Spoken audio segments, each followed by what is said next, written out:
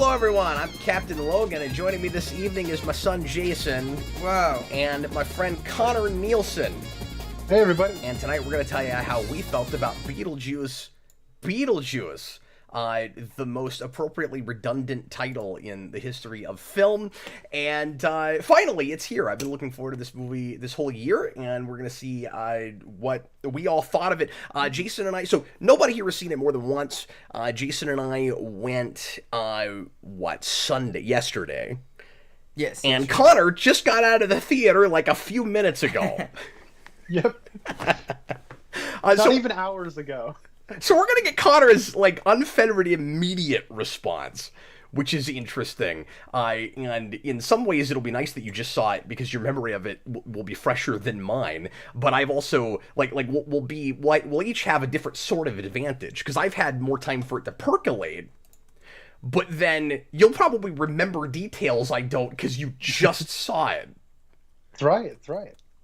And it's kind of a packed movie, so there's a lot of stuff that I'm racking my brain trying to remember, and I kind of wish that we did this yesterday in some ways, but I'm sure a lot of it'll come back to me. So anyway, well, the three of us here, I think we can all piece it together forensic style, right? Like if there's details we're fuzzy on, some people can remember other pieces better than others. I think we can make it work. Probably so, and it'll be sort of like if you died in a horrible accident and you go to the afterlife and you have to piece yourself back together. Yeah, exactly. It'll be kind of like that. Can we do the rest of the review in just references to the cryptic references to the film?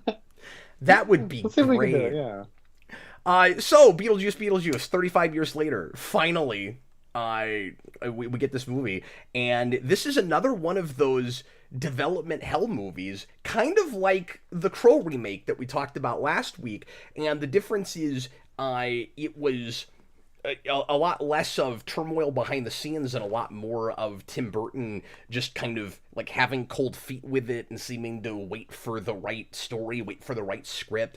There was almost a movie fast-tracked at the end of the 80s, early 90s, a couple of different times that Beetlejuice Goes Hawaiian script that was bandied about. That's kind of famous now. Everybody knows about it. There is sort of a reference or two to that idea in the movie and in this. And the only reason that didn't get made, as far as I understand it, because everybody that was supposed to come back was on board for it, but it was just that Tim Burton and Michael Keaton ended up making Batman Returns, and then time got away from them, and they never got back around to do it. I also found out today that there was a different script that was almost made even before Beetlejuice Goes Hawaiian that would have been about Beetlejuice falling in love with some woman. I don't remember what the rest of the story was, but the guy that wrote it passed away after he did the first pass, and then they just didn't end up building off of it from there because they didn't have him anymore. Huh. Isn't that interesting? That isn't. It's weirdly on theme. Right? Yeah. Did he meet Beetlejuice after he died? Yeah. Morbidly? Yeah. Fascinating. Anyway, welcome if you're watching live. Good to see you. I know we're starting real late tonight, but appreciate you being here, and thanks for watching this after the fact. If you're doing that, Connor, real quick, talk about your experience or lack thereof with the original. Yeah, we talked about this a little bit on The Crow. But if you didn't watch the Crow spoiler cast... Oh, that's true. We got so tired of talking about that nonsense that we spent 5 minutes just singing the praises of the original Beetlejuice. Yeah, well, it's like, if you don't want to watch that because you didn't see the original or the remake of The Crow, that's fine, because no one watched the Crow remake in theaters. But don't remake it's a movie... the Crow. Don't remake The Crow. Yeah. Sing it, the monkey, sing it.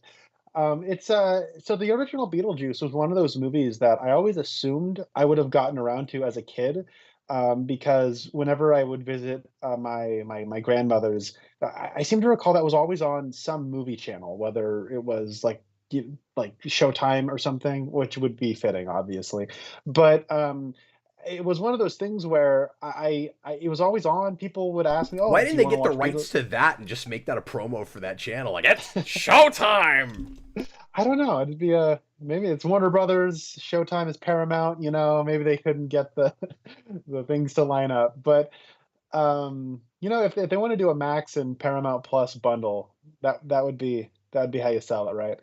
Uh, but it's one of those things where I like the Tim Burton Batman movie, so I knew who Michael Keaton was as a kid, and I always knew that they did Beetlejuice together, and that that's Beetlejuice, and so I knew what it was, and I remember it was always on TV, but it was always like at some point in the movie that like I figured was like the beginning, and I'm like, well, I need to probably watch it from the beginning, and I figured I should put time away for it, and the point I'm making though is I never ended up watching it until like 2 weeks ago, and at this point I was a little worried that I wouldn't like it because as I've gotten older, like Tim Burton is just not one of those filmmakers I found that really interests me. I think he definitely does what he does, but I prefer like his kind of style more when like Guillermo del Toro is doing it or when David Lynch is doing something like that. And but Tim Burton is what he is. I like his first Batman movie. I like Edward Scissorhands, what I remember of it. That's why you're still Um, allowed on the channel.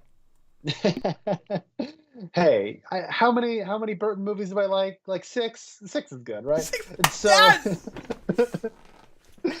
hello legs. There's a Oh leg joke in man, this movie a too. man after my own. I was gonna say Beetlejuice kind of has that moment in this, doesn't he? Yeah, he does. I'm a leg Um, man myself. he's a lug man, just like his pops. So, I'm reading yeah. yours. He must have been king of the Wicker people. So Because I bought it in Japan. we could go back and forth all day with I can do it all 89 day long. Batman Yeah. quotes. That's what we You should have better done with quote The Crow, is we should have just done that for 10 straight minutes. Yeah, yeah.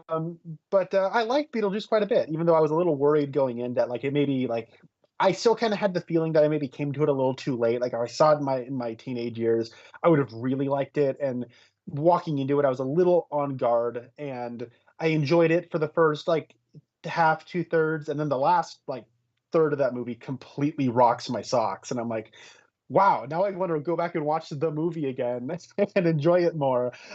So yeah, that's kind of my history with it, and so I was able to kind of go into this with less, I guess, baggage, less expectations, less of that kind of nostalgic connection to the first movie that maybe would give me more of like a soft spot for this, or it might even be more of like um, a weight against it in terms of like putting that movie on a pedestal. So I was familiar with it going in, but yeah, that's kind of where I was going in with it.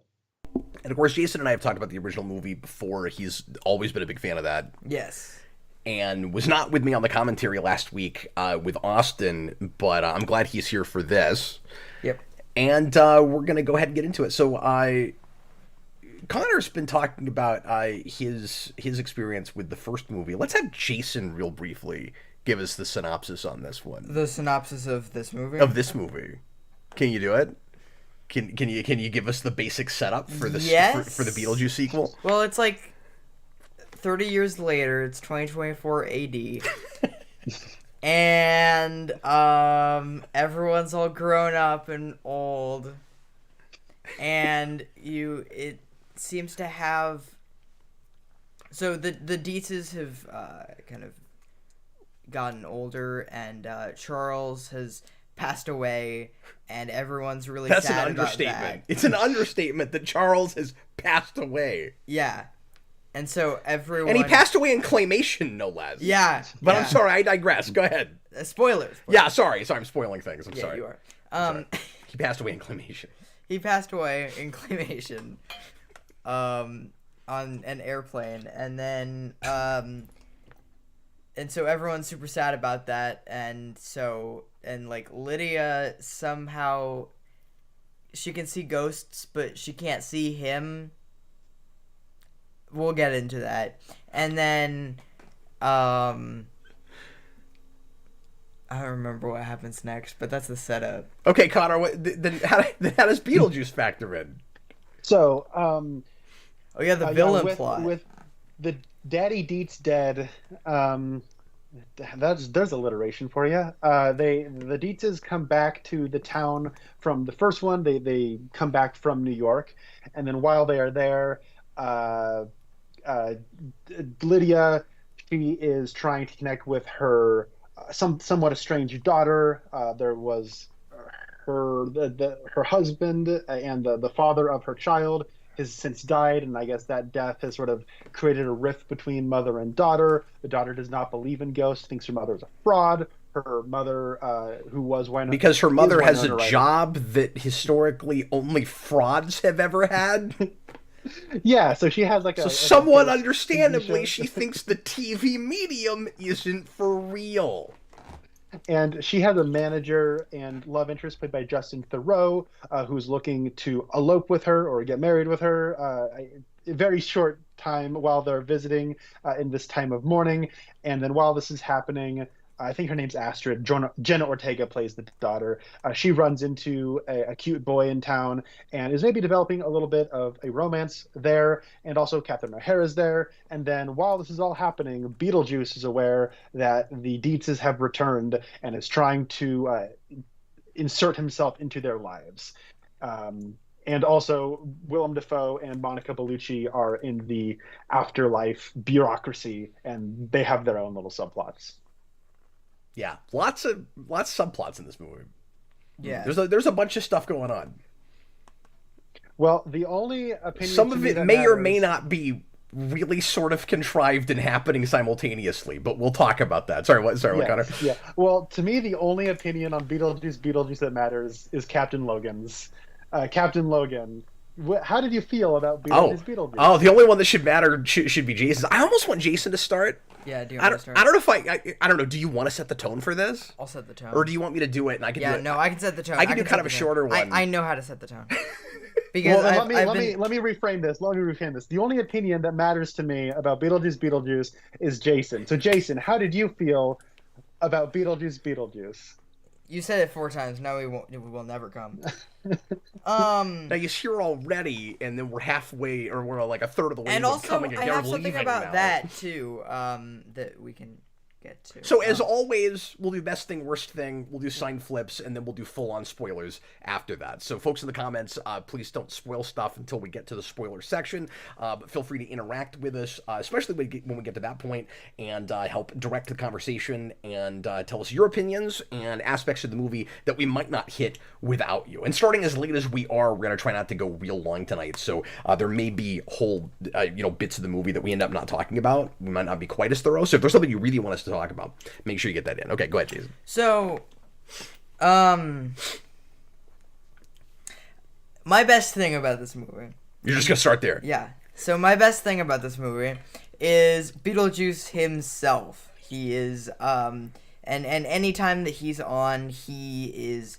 I actually think the stuff. So Keaton fits right back into the role.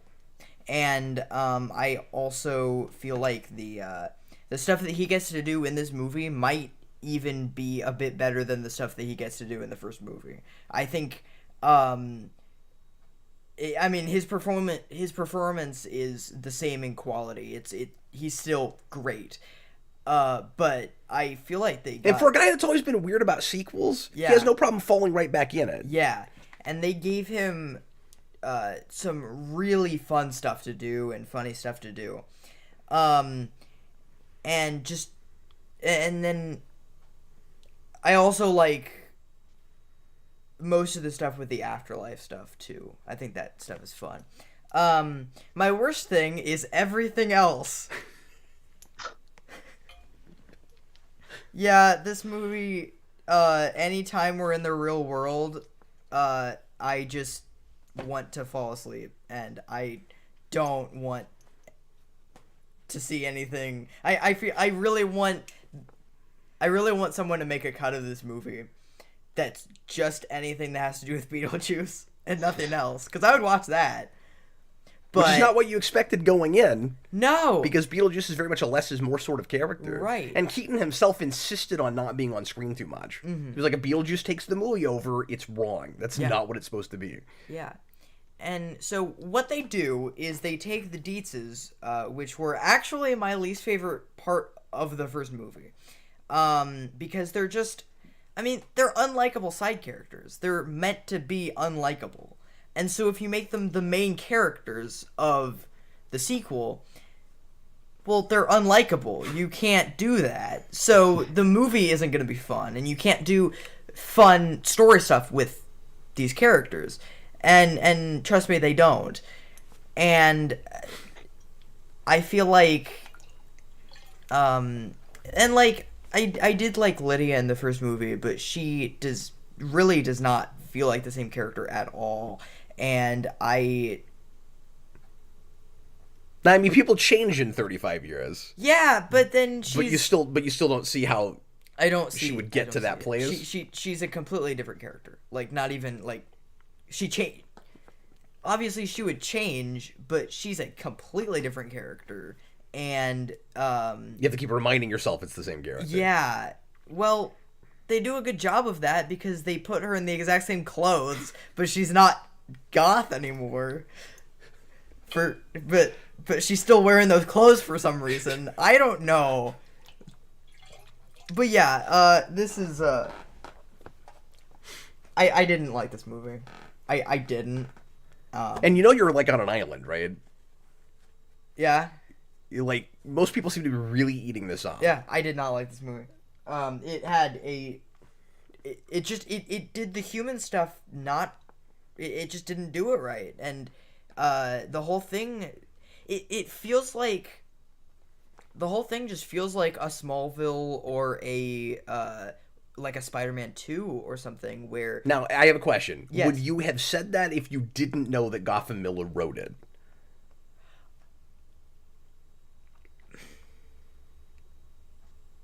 Actually... Because for folks that don't know, not. it is those writers, and they is. got the job because they've been working with Tim Burton on Wednesday. Yeah. And So that's why all these people are involved. I probably wouldn't. But because it's them, I'm thinking more about that. And it's like, yeah, I'm comparing it to other stuff that they've done that kind of has the same kind of quality where they know how to do lore and they know how to do the stuff where it's actually, like the stuff that, like, it's in the title, it's Beetlejuice. So, you know, the stuff where it's actually Beetlejuice stuff, they know how to do. And the stuff where it's Spider-Man, they actually know how to do that. But then all of the other, like, character stuff, they have no idea how to do. And they just, like, modernize everything. And they just make it so melodramatic for no reason. And they do the exact same in this movie.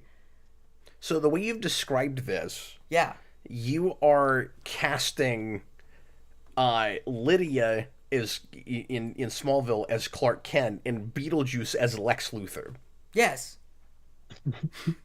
Yeah. Pretty much. Or, I mean, it's more just like the story, like, when Beetlejuice is, like, Spider-Man and then all the human stuff is Peter Parker, right? Sure. Yeah. So you were massively disappointed. I was massively disappointed. And you were I was really coming excited into about this, right? I was coming into this with very high expectations because there was kind of for me, it felt like there was kind of no wrong, like, this is gonna be good, right? Because everyone was saying it was good. And you liked the trailers a lot. And I liked the trailers a lot. And just everything seemed right, but it didn't... something about it felt really weird. I don't know.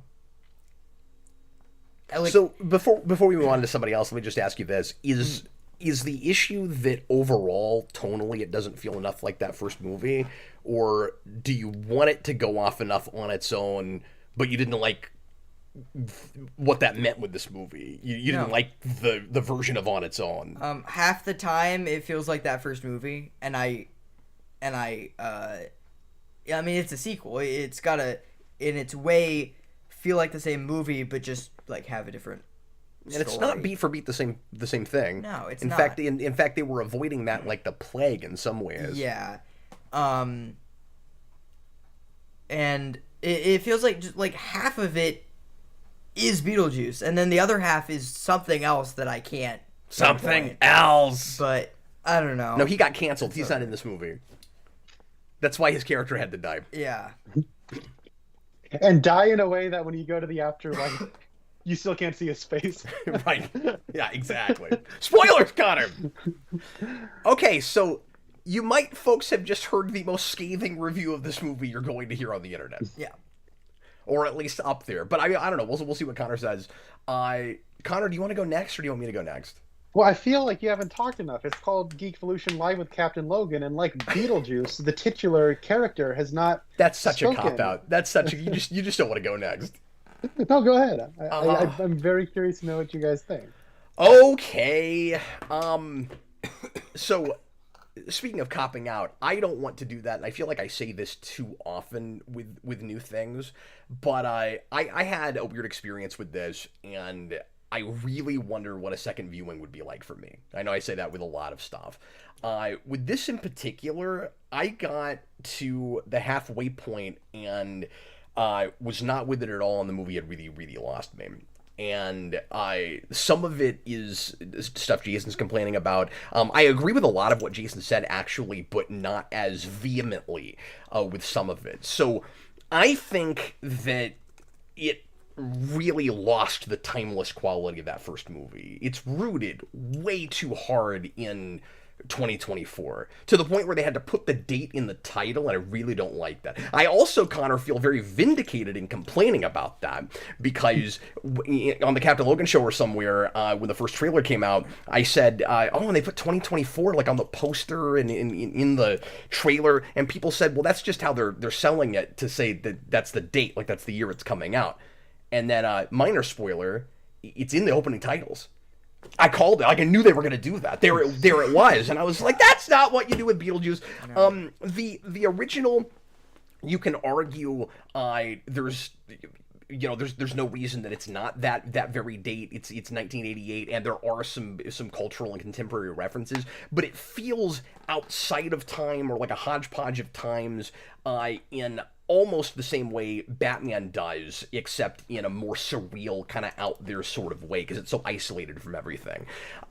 Immediately going to New York City kind of crushes that a little bit, but then beyond that, it's just the writing, and I think I would have to make that my worst thing, Connor, is it is, like Jason said, written by the Smallville writers, and it just shows. Part of the issue is it's constantly characters just won't stop talking. There's way too much dialogue, just all the way around. With especially the human stuff in this movie, and it feels like throw everything at the wall and see what sticks. It felt like another one of those movies that kind of needs another pass, and not even necessarily as much for plotting, although we'll get into some plot stuff, because I also think this movie is just too plotty in general, where it's trying to be really quirky and kooky and out there and just a bunch of random stuff that happens like the first movie, and it's achieving that by the end, but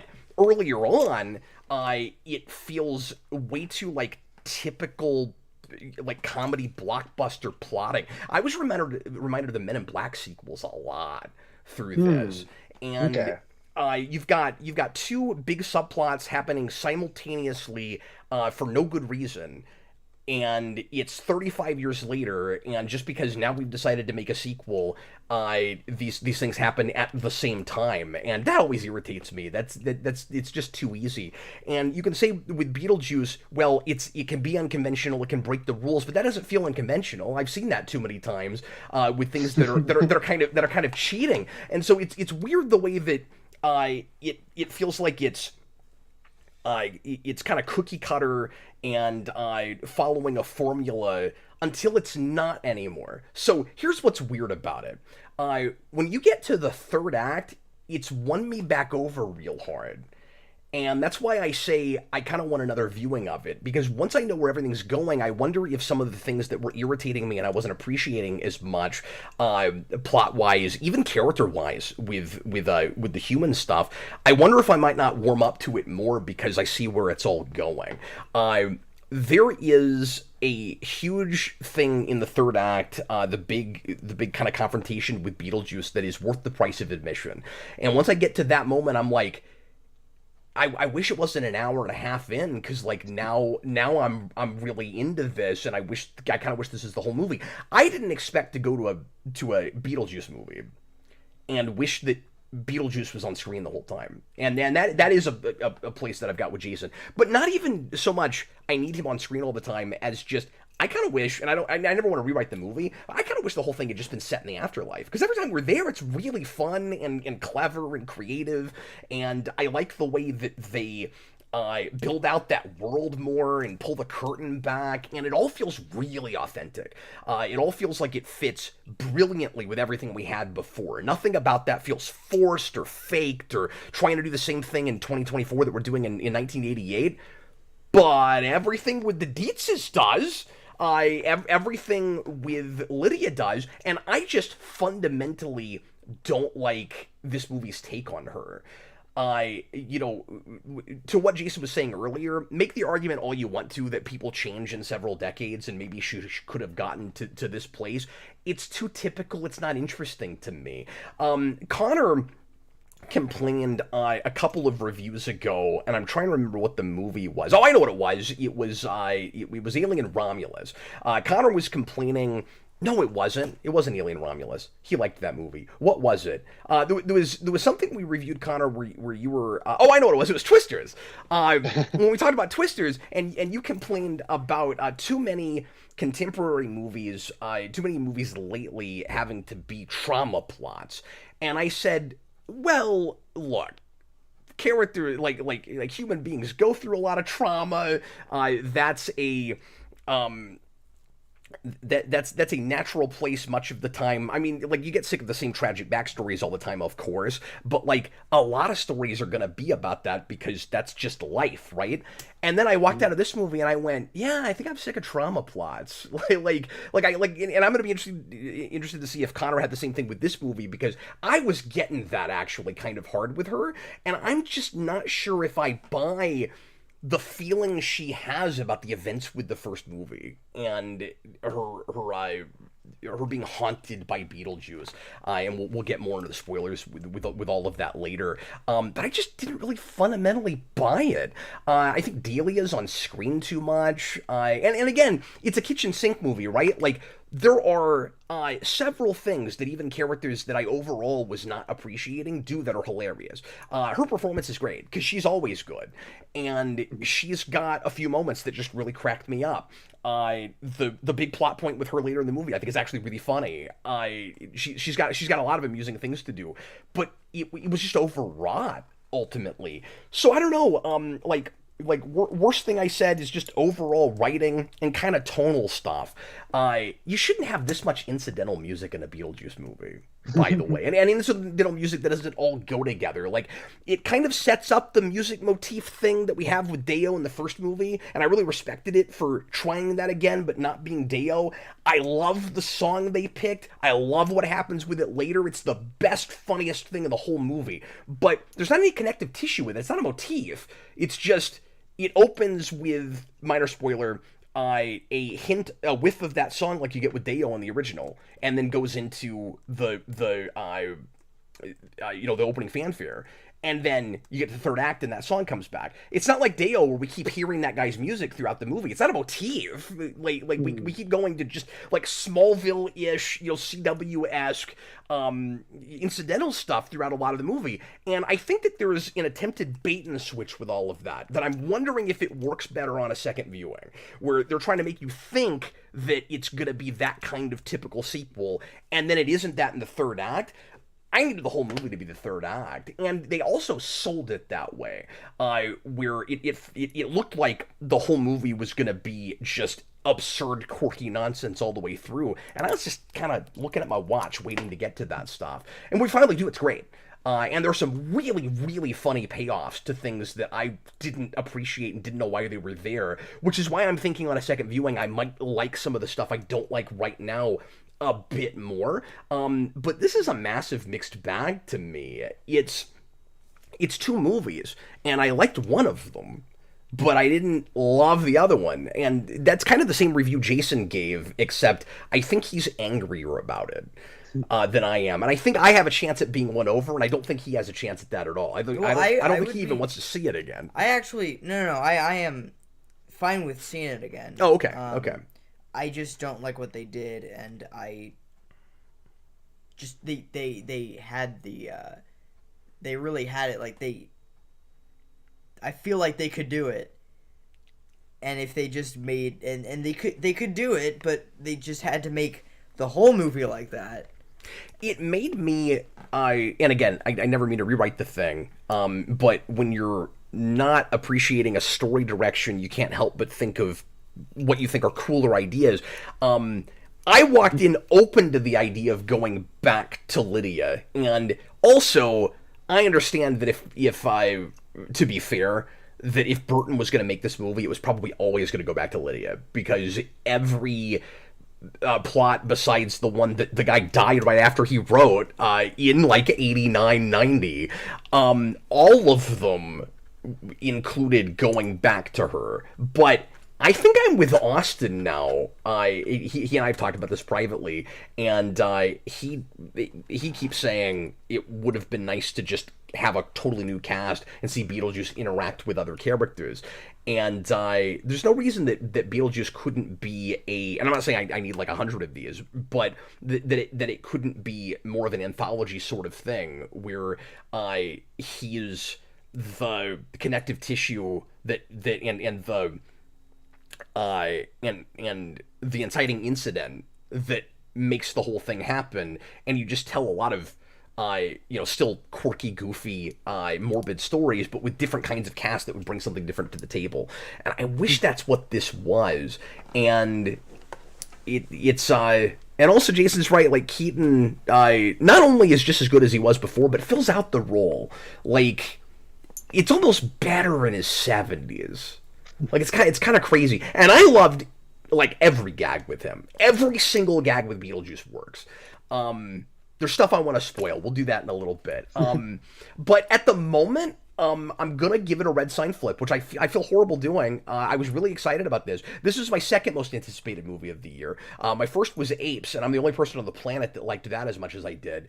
But I wasn't with this one through until the third act, and, two out of three is still kind of like an F. I thought your first was Madam Web. So I feel like, oh right, was that this year?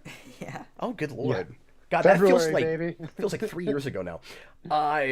So I think there's a chance it goes green on a second viewing. So I will say that. So there's no way I do what I did with Alien Romulus and I flip it in the middle of the review, but it's possible if I saw it again I would flip it. So it is a light red in that sense, but it is possible that it could be a more dark glowing red or bright glowing red on a second viewing, or it could flip to a mute green. Let's hear from Conner now, because I'm going to be really interested to see if somehow Conner is the most positive of us on this review, because that would be a flip. That'd be different. Let's see what happens. Because Conner hates everything, am I right? That's not what I mean. It's just it's been a long time since you've loved a thing and I didn't like it. Right, yeah. Yeah, well, I'm glad you went. Although I was harder on Alien. You liked that more than I did. I did, yeah. I'm glad you went before me, Kat, because I feel like I had almost exactly the same experience you did. Oh, really? Okay. That's also unusual. Okay, so not so much. I think it happens more times than you'd think. I feel like that happens, and then I think back. I'm like, no, I go back. I think there's more than you'd think where we actually are pretty aligned. Okay, so I promise I will mute myself and let you go. But real quick, since you said that, the third act kind of rocks, right? Or at least there's a lot of really fun stuff in it, right? Yeah. Like the big Beetlejuice scene, I was on the floor. It was so good. Well, I guess I'll start with my best thing. My best thing is Michael Keaton. I know everyone said that before. I didn't have a best thing for The Crow, so for this one, I'm just going to steal your guys' best thing and say it's Michael Keaton because Michael Keaton is like objectively the best thing about this movie. If you meet somebody and they tell you that Michael Keaton is not the best thing about Beetlejuice, they're lying to you. Whether you He's like loved it, whether you hated it, it doesn't matter. it doesn't matter. And like I was like I'd always heard he was great in this role. And when I finally watched the original, I was like, holy smokes, he's good in this. Like it feels like that is what Jim Carrey modeled his screen persona off of, particularly with The Mask. And the way he That disappears is nuts. exactly like it is like I cannot believe that was Michael Keaton, even though I've seen the gifs and I've seen clips and I've heard people quote him and all that stuff. He is so good in this role, and it's the kind of character that I usually find annoying.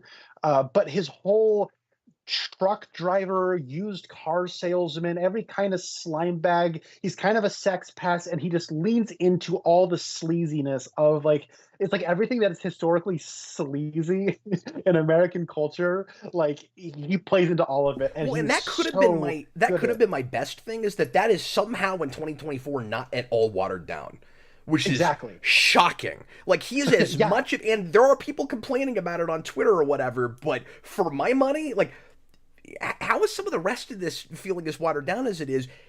He is as sleazeball and womanizing and all of that as he was in '88. Like Yeah. you gotta admire that, or like I admired that. Oh no, I do. Like it's like that's the character, right? And it's like he died well before our contemporary conceptions of like what is appropriate and not. And like so he's inappropriate by 1988 standards. He's a loser. Like you don't like him. He's a sleaze bag. Like Yeah, and that's they don't try that's to they don't make him a hero.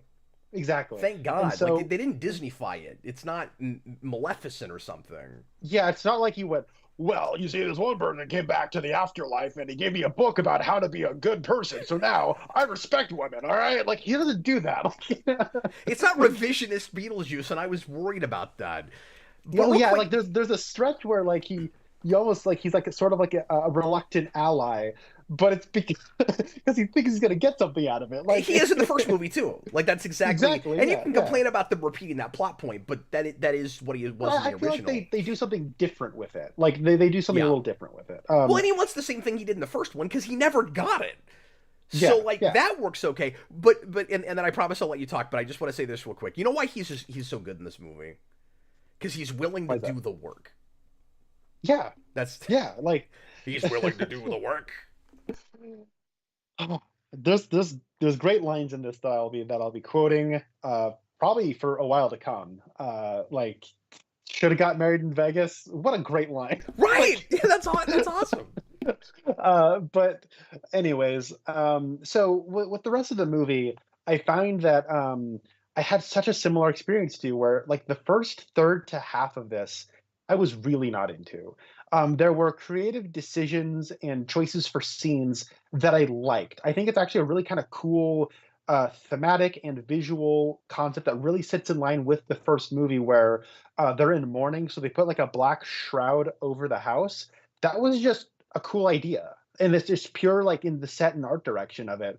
um and they comment on it, but like it's not like they're patting themselves on the back for coming up with this idea. It's just something that like I feel like characters in the reality of this world would probably comment on. There's like a whole And like Delia's that backstory. eccentric. Yeah. So of course she's gonna And come out and say like the house is in mourning. yeah, Like that's great. and like there's a cool like backstory sequence that's in black and white and like in Spanish voiceover. Like that was a creative decision. I like several things like this like throughout the first half, but it is simultaneously feeling hastily thrown together and also tedious and like slow, because like there are so many subplots and it has to very quickly establish them as efficiently as possible, which leads to like kind of just very efficient dialogue that struggles to establish new characters and makes reacquainting yourself with the returning characters difficult because they're effectively different people. And so like it's really hard to become reacquainted and acquainted, and then also like learn what the new plot lines are, because it's all like having to like divide its attention. And like it was one of those things where I'm sitting there thinking, okay, I have a feeling if Wednesday comes out 2 years earlier than it did, then this would be a miniseries on Netflix in Wednesday's place in 2022. Like it felt like it was like Great point. establishing itself like a streaming show. And you know, like, and it was one of those things where like there's a point where like the movie did lose me. And then I was watching and I was having a hard time not feeling the way you were feeling, Cap, where I'm looking at something and I'm like, why aren't they doing this? Why aren't they doing that? And there's a point though where like there's one of the subplots is sort of echoes another subplot. We can get into it later. And I was like, I feel like the movie should be doing X, because I feel like that's obviously what you should be doing, but I don't think this movie is smart enough to do that. And then the movie surprised me. It did it. And I was like, "Oh." And then all of a sudden I feel like the movie does develop a brain that I didn't think it had, where I feel like all of a sudden there's a perspective that Tim Burton has on um, the generational difference, and that comes right in time for the manic, off the rails, like second half, and then all of a sudden, like that's like severely entertaining, and like all the things that I was like kind of not liking about the first half, like the overabundance of subplots, that all of a sudden plays into the movie's favor, because like as it's going off the rails, all of a sudden the subplot you forgot about jeers its head in, and now that's an obstacle they have to deal with, and it's entertaining. Like I And they're can't all deny paid that. off really well. And the big finale ties it all together, and it was one of those things where mixed bag is the phrase to go with here. Now in that back half, the same way the first half I was not enjoying it, but there were things about it I did like. The back half has stuff I don't like, but at the same time, like it doesn't take away from the whole. And I was having a great time even into the credits. Like the Yeah. joke this movie ends on is legitimately funny. Well, And we'll talk about that. I don't know how I feel about it, but okay, okay. And like yeah, I don't know. It comes down I don't know. Like, do I flip red? Do I flip green? And I think at the end of the day, I had what you had, which is like I feel like if I watched it again, I would like it more. But would I watch it again? I think I would, as I wave the green Arrow Video tote bag I got from that's Barnes and great. Noble. Arrow Video sale, everybody! 50% off all titles at Barnes and Noble. um, but yeah, I guess at the end of the day, like I was very. It ends on a high note, and it does so in a way that makes me retroactively appreciate the first half more. Yep. That being said, there's a lot of stuff in that first half I really do not like, and especially when you're talking about characters, the things where it comes to like reacquainting yourself with these older characters, like Jason was talking about, it is awkward because like yeah, they'd have to be different people 30 something years on, but then like it's kind of awkward because like it's hard to believe that they're the same people, and then it just kind of made me think when you're looking at them dressed exactly they were 36 years ago, it's like were these characters just not built for longevity? And I had no idea that you and Austin had had that conversation, because that was a thought I had in the first half of why do we have to do the deets again? Why can't we just, go to like Europe or go to like a different time Or period or like Hawaii. go to Hawaii even. Yeah. So very much a mixed bag. There's a lot to talk about here. I Yeah. look forward to talking about it with both of you. But I will say the worst thing, Yeah. Yeah.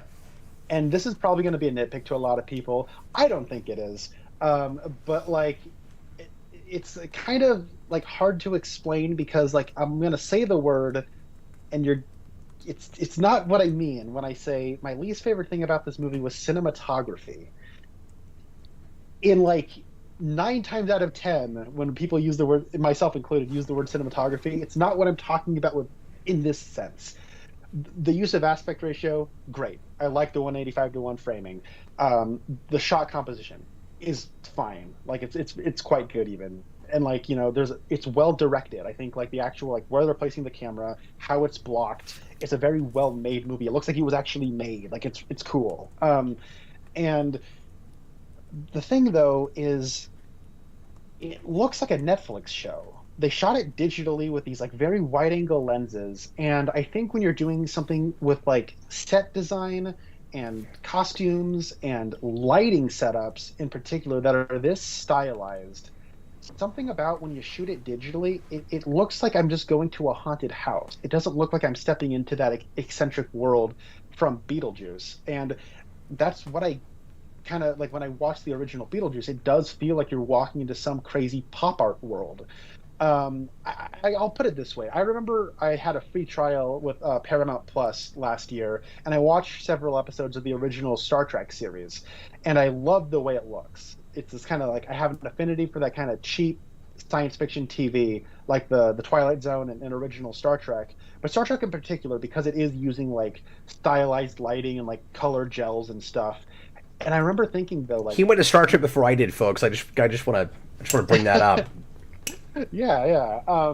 My brain was like doing this thing while I was watching one of those one of those episodes where it did like this filter, where I was like, now what if this was shot digitally? And I was like, ugh, it looks like a YouTube video. It looks cheap. I don't like the way this would look if it was shot digitally. And now this movie looks better than like a cheap TV show if it was shot digitally. But that being said, I don't know, especially when we're not in the afterlife, I had a hard time not feeling like I could just see like a Netflix watermark in the bottom right hand corner. Like it looks like a TV show to me. Well, and I feel like the rule of thumb should probably be if you're going to do like this much practical and stop motion and puppets, you might want to think about not going digital.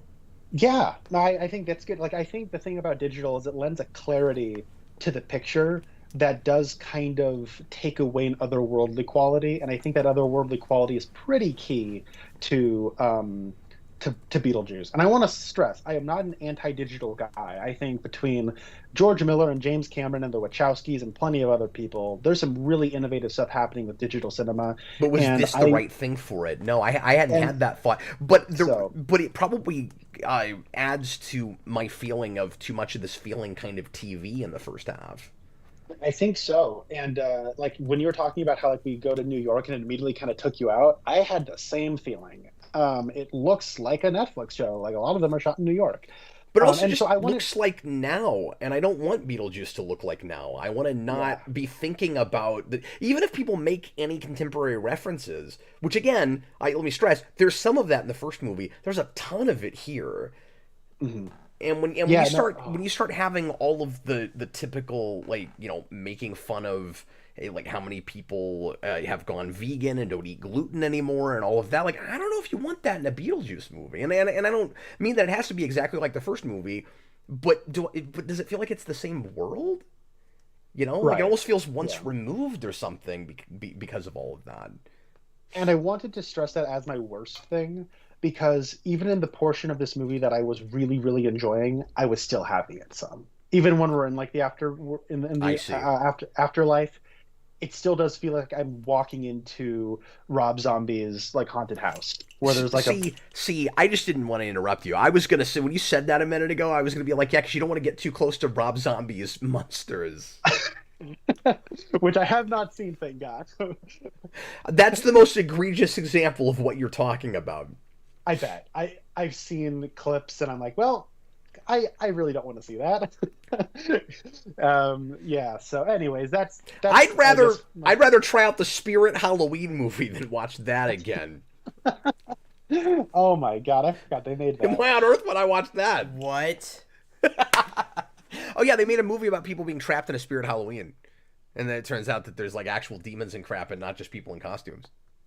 That sounds awesome. I think. But it looks like it was made on $5. All the production value is the fact that Spirit let them shoot there. Yeah. So, anyways, those are generally my thoughts. I do kind of want to see it again, though. So, I think that maybe says something. So yeah, I did surprise you. I guess I am the most positive You of the did, yeah. three of Well, you us actually because flipped your sign green, but I I could. waved the green But flag. with what you just said, it sounds like you have the same thing I do, where it is possible you flip the other way on another viewing. That could That is happen. true. That is Maybe. true. Yeah. Okay, let me read the super chat real quick, and then we'll get into some spoilers. Goofster123, $10 super chat. So now we're officially in the spoiler section, folks. An hour in, 50 minutes in. My eyes don't work. This movie straight rips the plot of Beetlejuice the musical. Interesting, Oh, which I have not heard or seen yet. Both deal with going to the afterlife, seeking dead parents. Dead Mom is a wonderful song you should all listen to. I did not even think about it. I've heard that. Have you? Yeah. Um but I didn't even think about it. No, he's right. I figured the plot of Beetlejuice the musical would just be the first Beetlejuice, but yeah, I They guess I had to should pad probably it seek that out out. to be a musical because that That that is that true. movie is so thin of plot, which is one of the things I like about it.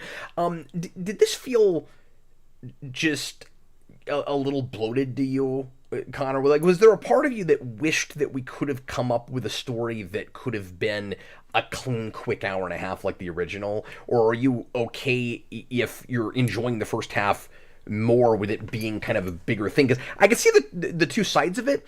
There's an attitude about this movie that screams it's 36 years later. We have to give you more than that. You've waited this long. It has to be bigger than that. Yeah. Um, And then they give you uh a really annoying guy that gives everyone carrots. Well, we'll talk about all that. What were we going to say, Connor? oh no, nothing really. Yeah, yeah, that's Justin Theroux. I love him because he's a David Lynch regular, but I did not love him in this movie.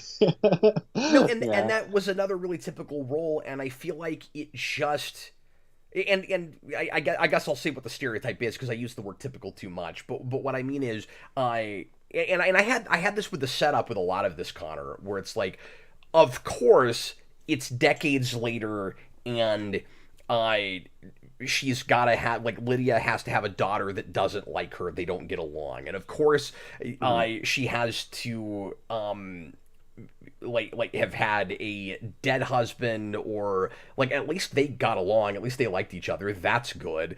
But like there's a lot of courses to me, Mhm. and that was one of those where it's like, of course she's got to be codependent and dating a guy that makes no sense for her to be dating, who's like bad news and bad for her, and she can't see that like comically it's preposterously obvious that this is a toxic relationship and that he's just taking advantage of her for her money and all of that. I just thought it threw her under the bus really hard. I didn't buy Yeah, that character, no matter how traumatized she was stupid enough to be with that guy. And they're kind of playing both sides of it, where they're going, well, she doesn't really want to be with him, but she's settling. And I'm like, that's not enough. I just don't buy that she's with this guy.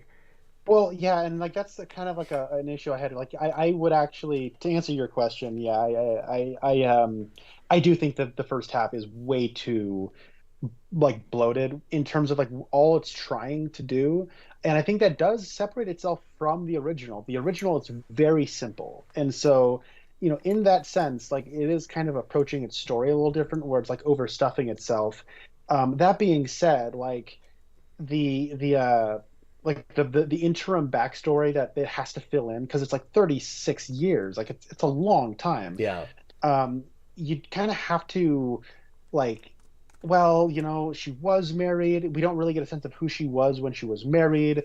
We don't really get to know who she was like after the divorce. Well, we kind of get a sense of who she was during the divorce because she's been codependent and like really sad, and like her daughter is has left, and it's like I don't really know what her daughter was like when the father was around. She seemed to really like the father more than the mother, but it seems like his death is kind of what led to her not really liking her mom as much and seeing her as a fraud. And it's like you get a few lines here and there, but it's like I do feel like in the name of efficiency, because it has to try and set up so much, it is like kind of struggling for me to believe any of these people. Like you're Yeah. right, like with Lydia, it's like hard to get a sense of her.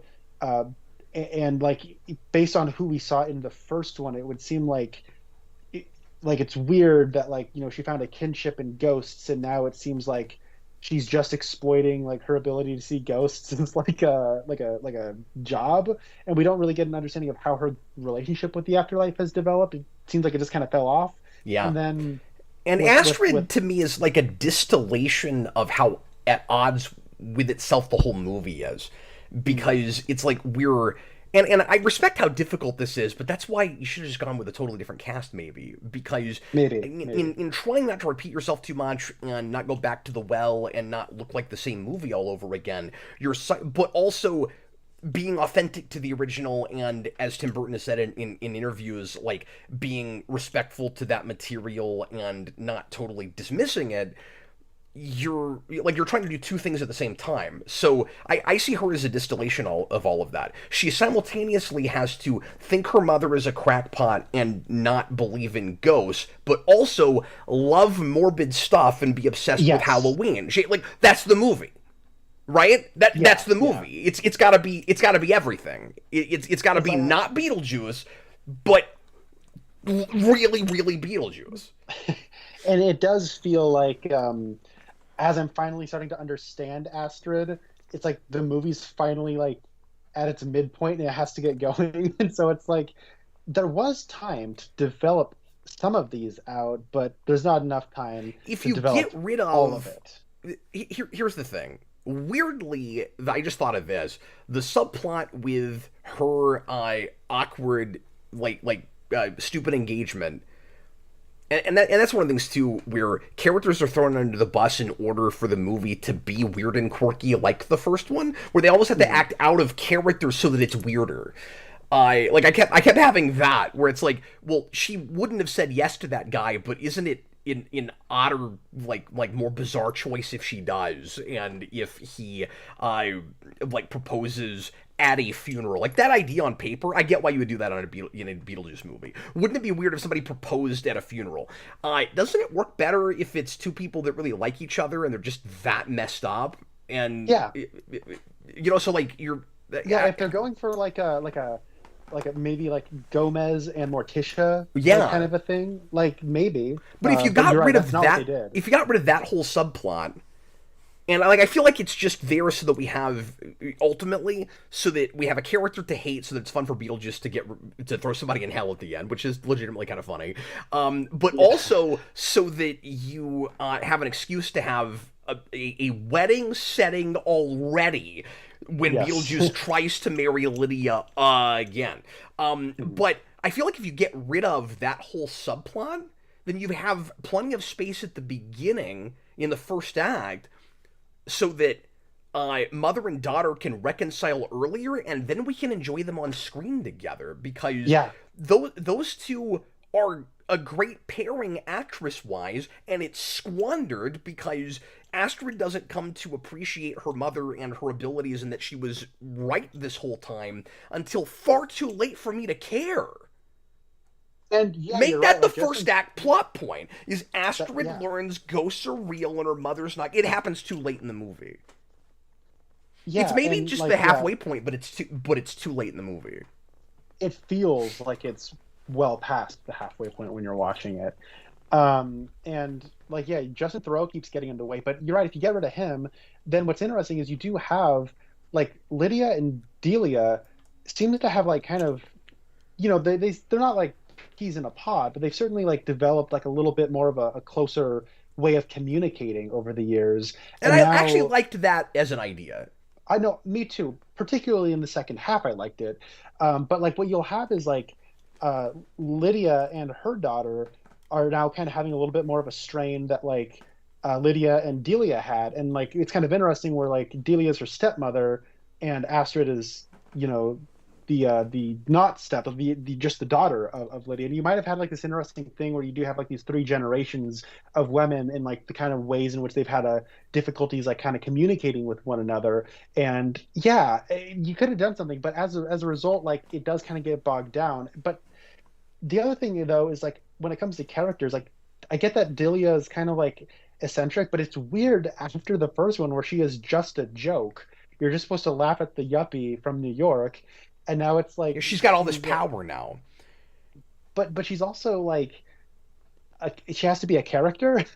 Yeah. and Yeah. and it's hard for me to reconcile that character with the first one, because it does feel like, well, Catherine O'Hara, you've become a very celebrated comic actress over the years, especially in like the last five. Just use this as like a way to facilitate your comic persona, and you can just take care of that. And that was a little like hard for me to reconcile with the first one. Yeah. No, it did feel like that. And I kept being distracted by again, maybe this isn't fair. Maybe I wouldn't have this as much if I didn't see their names on it. I also am. Are you hearing that? I am. I have an extremely loud cricket in the bunker right now. Inside of Oh, the bunker. no. I haven't heard it since yesterday. I thought it was gone. It has gone off again, and it was so loud I thought it was coming from you because I could hear it through my microphone into my headphones. And I was like, Connor, could you do something about that cricket?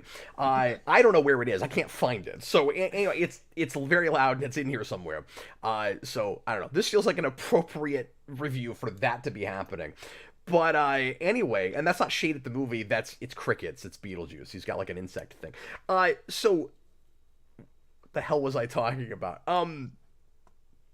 Where were we? I was just talking about Catherine O'Hara, and you were about to start on. That was so funny. Uh-oh. It's going off again. Apologies, guys. That might just keep happening for a bit. I've gotten really lucky so far. I did a 2-hour live stream last night. Nothing. I thought it was gone. Well, that's good. Its timing was perfect So we're just gonna have to ignore that, folks. So fine. Jason, I'm gonna go to another point here in a minute if I can remember what the thing about Delia. Oh, I know what it was. So I am familiar enough with their writing and with Smallville in particular that I feel like I would have sniffed it out even if their names weren't on it. Those guys don't know how to do anything but reinvent. And even though this is not a prequel reimagining, it feels like one in places. So, like, Delia, it's like what clever inversion or recreation of a thing can we do? And so she feels like what you do, like you said with Netflix, like what you do in a Beetlejuice TV show, where like in the first movie she's just out in the country, like wishing she could go back to New York, and she's got her crazy sculptures, and like she's rich, but you don't get the sense that she's probably all that influential. And then now she's got to have like this art empire. There's not anything more Goffin Miller than that idea. Like, That's of course true. we had to do that. And also, of course, Goffin Miller had to try to create some kind of drama or pathos out of, and I'm sorry, not everybody's going to agree with this. This is just how I feel about it. Again, fundamentally, I disagree with the idea of Lydia being that traumatized by Beetlejuice. I personally, I don't buy it. I just have a hard time with it. And it feels forced, and I feel like, of course, those guys have to. Maybe I'll just keep the cricket around. I'm starting to like the background noise. Of course, those guys have to not only make her traumatized by the events of the first movie when she seemed to be more well-adjusted based on them at the end of that movie. But now she's like a Stephen King character. Like, we had to make... and you alluded to this earlier, and Jason and I really wanted to complain about this, so let's talk about it now. We made her ability to see ghosts a superpower? Of course Goffin Miller did that. Of course they did that. It wasn't a superpower in the first movie. It was the handbook says that most human beings won't see the dead because they look past the unexplainable and things that freak them out, right? It's the Men in Black idea, going back to Men in Black. And here it's she's special. And she can see, and she sees dead people. Okay, also kind of interesting that then that plot point doesn't match up at all with when Astrid sees the boy ghost that she falls for, and it's never talked about that maybe she can do that because she is the daughter of Lydia. It's weird it never comes up again. It's just so, can she see it because it's a thing passed down? Is it like The Shining? Or can she see it because she's also like her mother was, except she should, because she doesn't believe in ghosts. Yeah, that's a good point. Yeah, like Lydia in the first one, it's like I didn't get the sense that before she saw the Maitlands that she even necessarily had a take on ghosts, like an opinion, a belief or not belief. No, she But was it's like, just open minded. yeah, and then when it It came, was but that yeah, when it whimsical comes, idea that just children see things adults don't because they're not boring yet. yeah, and when it comes to like Astrid, it is like I don't believe in ghosts, and then I can, because yeah, you're right, they're treating it like a superpower. John That's Kelling says that's like, she's a medium psychic. She was always a medium psychic. Is that true? I never got that sense from the first movie. no, I didn't. That's actually one of the things I really Maybe like I'm about. wrong. I That's don't one of the know. things I really like about the first one is how kind of flippant it is with its rules. Where it's like, I'm gonna kill yeah, that thing. some some I humans just might see I'm it. gonna run off and I'm gonna find it. I'm gonna kill that thing. Hit it with a boot. I'll use this brick. Sorry.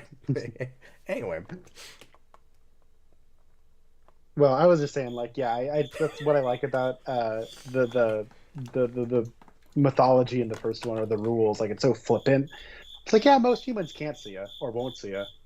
They might. they might. Yeah. And Yeah. there's like other stuff like that. And so I'm not gonna complain about some of the kind of, I don't even want to say inconsistencies, but just kind of vague rules of the afterlife. Like, that stuff is all fun. But they get too serious about the superpower thing No, you're right. You're right. for it to, and you see what I'm saying, where it's walking it's not always walking this line right, where it's going, we can use the excuse that it's this silly, quirky movie to do anything, but we're also gonna play Lydia like she has all this pathos because of her like baggage, and that's why I'm not sure how I feel about the ending, because it ends on, like, even if you think the baby joke is funny, it ends on her like losing sleep again because she's so traumatized by Beetlejuice. Meanwhile, when he shows back up in the third act, before, she's like practically hyperventilating and has PTSD about it. And then when it turns into, and I get, like, maybe you shift into survival mode because you're trying to save your mother or whatever, but when when you get toward the end and she's got to mirror Beetlejuice again, it feels like another day at the office. Like, it feels like we're back to the first movie again, where she's like, okay, fine, I guess I'll do that. And now she's kind of like she was in the first movie. And then there's this switch that's flipped where right at the very end, it's like you have two sets of writers, and Goff and Miller came back at the end. That's what it feels like. It's like somebody else is writing all of Beetlejuice's scenes. I always felt like this with Smallville with Lex Luthor. I'm like, there's no way those guys are writing any of those scenes. There's no way that they're sophisticated enough to do all the great stuff with Lionel and Lex Luthor. I have exactly the same thing with Beetlejuice in this. Never thought I would compare those things. But, like, there's no way they're writing that stuff. That's what it feels like. And then they show back up at the end, and she's got to be having nightmares about Beetlejuice. And I'm like, I don't buy it. Well, and also, why is she so, like, scared of that Beetlejuice paper that was in the attic? Like, that was there. Like, that's been there from the first movie. Why is she so scared about it? Like, where did this come from? It's like, that's been there. Also, Well, I don't know if apparition. I don't know if Beetlejuice wore pinstripes enough in the first suit for her to be seeing pinstripes everywhere. I just want to throw that out there. Like, that's the suit that everybody remembers that was in the advertising and all of that. Even Michael Keaton is like, yeah, I didn't think that was the suit that we should use all the time. I preferred the other one with the, like, the corsage and all of that. Like, but that's the one that everybody. That's another thing Austin called, where he was like, of course he's going to be in the pinstripe suit for like 90% of the movie, and he doesn't do a lot of costumes. That's true. I love the with all of Beetlejuice's like well, all of them. I like how whenever he moves, like dust is just visibly coming off of it. That's great. It's so funny. You know what one of the coolest gags is with him? I'm jumping around now. Do you remember toward the beginning when he finds out that his ex-wife is after him, and he does like the mask freak out face? Yes. Do you know what that face is? No, I didn't go back and look, but I'm remembering this from childhood. I'm almost positive I'm right about this. This is the kind of reference or fan service that I really, really appreciate, because it's like deep pull enough. From the TV show, there's an action figure that does that face. Where like you pull a thing, you press a button, and his eyes pop out and the tongue comes out. And they put it in the movie. That's so cool. Well, and that's the thing in the original movie, isn't it? Does he do that in the? Yeah, when he like sees exactly that face. when he sees the. Wait, it looked more like that toy. When to he me. sees the building with all the girls in it. Oh, does he do that? Yeah, face? he does that there. Oh, okay, well maybe that's all it was. But I thought they were doing that toy. I thought that was really cool. Yeah. Austin says the climax is Lydia's gonna marry Beetlejuice again. That's so lame. We can talk about that because I'm of two minds about it. So. I would, if I saw it on paper, I would cry foul on it. Seeing it in the context of the movie, I think it works fine. Here's my problem with it though. Beetlejuice is like waiting around for some opportunity to go after her again. And I don't think the movie makes it clear enough that he's not just infatuated with her, but that's his way to get back onto the mortal plane. My thing is, why does it have to be her though?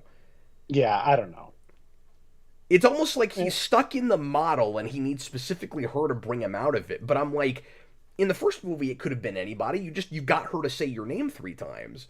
So why can't he just try to do that with somebody else? It also seems, and this is kind of an invariable issue you're going to have with a plot like this probably, but like, it's sort of like the mirror universe in Star Trek. I'll go to Star Trek now, where if you do sequels to that, eventually it's going to feel way too easy to jump back and forth between universes, and you have that with this, where now that it's so easy for even human beings to just go visit the afterlife, you start to wonder why it's so hard for Beetlejuice to get out. Mm-hmm. Would it really be that hard? And do I buy that there's a thing in the book that's that plain and evident about how a human being could go over to the afterlife? Like, it was supposed to be stereo instructions. It was supposed to be hard to read. And then you actually see it in it this time, and it's got all these like really clear diagrams, and it looks more like a spell book from Buffy the Vampire Slayer. And I'm like, I don't know, this looks really easy to read, but maybe the idea is just it makes the Maitlands even dumber, that like they can't figure it out. So I don't know. Some of that, you're right. Some of that felt really easy. Okay, well, let's talk about that real quick. Yeah. You need to jump in more, Jason. I know you've got lots of opinions. RJ Godzilla asks, where did the Maitlands go? Well, I'll tell you where they went. Because it's the lamest cop-out ever, and I was curious about how they would handle it, and I was shaking my head and face-palming at it so hard. Literally, this is all it is, and I'm not, if you haven't seen the movie, I'm not exaggerating, okay? This is all it is. We're told that they, quote, found a loophole and went to the other side early. That's it. They found a loophole. We don't know what it is. We're not told. Just they found a loophole. Okay. I am glad that they didn't do what they almost did, because there was originally supposed to be an after credit scene where they were gonna get a little cameo and they were gonna do probably really crappy de-aging effects, and they ultimately scrapped it because they knew they couldn't make that look good. And you've got to give Burton a lot of credit for that he went, that's going to look crappy, let's not put it in the movie. Yeah, no, I'm glad then that they didn't do that. Because I was getting flashes to Ghostbusters Afterlife with some things in this movie, but they didn't go that far. And so I really appreciate that. Like he's got a little bit of what's the word I'm looking for? I can't think of it. They should have just put them in claymation. Oh yeah, that would have been hilarious. He's got integrity. The man's got Yeah. integrity. So that's good. Yeah, and Although I do it think is it's kind of- dumb that sorry, I'll say this real quick. I do think it's dumb that in interviews he keeps saying he wanted to make sure that we didn't do any fan service in this movie. I'm like, okay, All right. all right. If you didn't want to do fan service, then make it a different cast. Yeah, that's how you avoid that, folks. Yeah, Wow. well- Okay. Yeah, so that actually so there's a couple of things my mind goes to. First one is I saw this interview with Tim Burton, and this is of course like promotional stuff. It should be taken with a grain of salt. But his last movie was 5 years ago. It was his, I think, very bad Dumbo remake. Yeah. And he said that like after he did Dumbo, he considered retiring because he was like, maybe I've said all I have to say, and like he kind of saw that he was just phoning it in, and he's like, I guess maybe like it's just time to retire. And so I do think like with this there is a lot more like energy than he's had and imagination that he's had in a while. Like And that's going back, and well that's one before place Dumbo. where you do have to give Goff and Miller a ton of credit, because however you feel about their writing and however much you might think that they're hacks, something clicked with those guys and with Tim Burton and brought him back to a creative place. Because you're right, he hasn't made a movie in 5 years, but he directed half of Wednesday. Yeah, and like that's cool because like when you're saying like yeah, Burton, he does have integrity. Like he'll go and do Dumbo, and then he'll probably recognize there's not enough of me in here. Like I'm not really doing anything besides just kind of showing up, saying action and cut and doing whatever the studio wants me to do. It's probably time to retire. A lot of people don't do that, and I got to give them credit for that. John Kelling says, my headcanon, yeah, me too. My headcanon is after helping raise Lydia, I had this thought too. Helping her grow up, they passed on due to no longer having unfinished business. Boom, easy answer. Yeah, you could have just said that. And like, that's also a throwaway line, but it wouldn't have felt like you had nothing. Like you're just like, we gotta write about a loophole. it'd be almost better if they didn't say anything about it. And that was the thing Austin said, where he was like, "Oh, they won't even address it." I was like, "Yeah, they will," and they did, and it was bad. Yeah. Yeah, I will say I'm kind of glad they're not in the movie as like its own subplot because it's got plenty of those as is. I am too, but that's another reason not to go back to that house. That's true. Yeah. That is. It's just you don't have a good setup for it. Like you've got this big elephant in the room, and you didn't even try.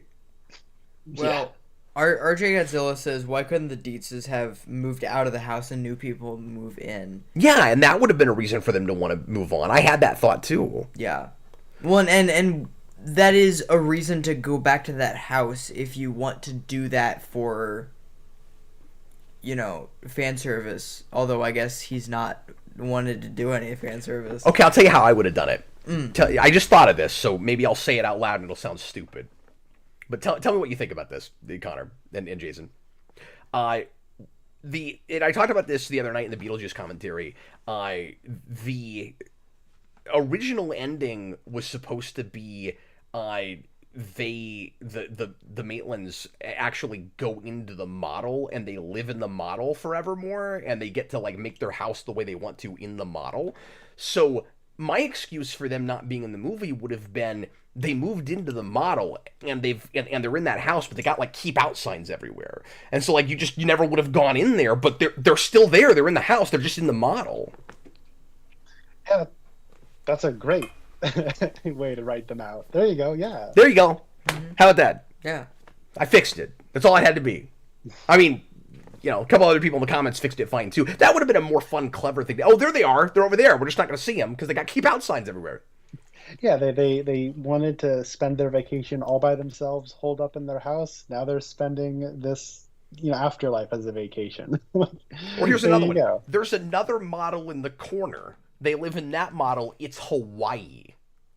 Ooh, there you go. That's They're smart. on. I thought of this because you said vacation. They're on a forever vacation to Hawaii. John Callan says the Maitlands are visible in the opening inside the miniature of the town. Oh wait, They're really? in a ditch by the river, looking up at their old house. You're saying they did the thing I'm saying they should have done? I missed that. Is that the loophole? Okay, If they made But then that it a wouldn't be a little, loophole. if they made that a little bit clearer, then the line is not as dumb as I thought it was. Because they found a loophole, and visually they told us what the loophole is, but I missed it. If that's true, Well, okay, yeah, no, that's and way better if that's true. if that's true, that's cool. But also, like, come on, like, there's giant letters on the screen. Like, that's what I'm paying attention to. Yeah, I'm not gonna be Yeah. looking for that. Can we say can I say this too? Um, and this is harsh, but like 15, 20 minutes in the movie when I wasn't really with it, I was going, couldn't we have just lived in the opening credits for like this whole time? The reorchestration of the Beetlejuice theme is so damn good. I've gone It's back really and good. listened to it 6 times. This is some of Elfman's best, like going back to the well kind of material. Like he's having so much fun going back to that theme. He fills it out, and it sounds like it's so full. I was telling Jason yesterday, it feels to me like what Ottman did with the X2 theme going to Days of Future Past. It's so big and full, but then he goes even farther and he has all these like crazy extra sounds and extra choir stuff, and he's got these guys in the background like the Amazon Tick theme going hoo ha, and it's awesome. I loved everything about that. Yeah, no, I was really impressed with the score. And I hope anyone who sees this goes to like a theater that has like a good sound system because it's mixed really well. And yeah, score is not usually something I pay close attention to when I'm seeing stuff I in the hit you in the theater. face. How can you not notice it? Well, I mean, in this movie though, like Yeah. obviously off the top, I'm like, this is great. And then I remember later in the movie, I'm like, man, this music's really good. Who did this? Danny Elfman? I'm like, oh, of course it is. Like it's a Tim Burton movie. Like I just saw his name in the opening credits. Of course it was. Well, and they don't always work together anymore, but it's Beetlejuice. Like I'm so glad they got him back. Yeah, Because that's not a given these days, but it's really good that because I think at one point they had a falling out or something, and they don't always work together now. But maybe they patched it up Well, because sometimes they do, but I don't know. I think you may have gotten him mixed up with Sam Raimi. I know that Elfman and Raimi kind of parted Oh, ways, and that's I thought why. it happened with Burton too. Maybe not. And then I know that's why Elfman doesn't do Spider-Man 3. Right? But No, I also that's don't true. know. I also don't know my Burton history, so you could be entirely correct as well. This could be a Big Bird goes to Japan, Big Bird goes to China situation. Big Bird goes to Hawaii.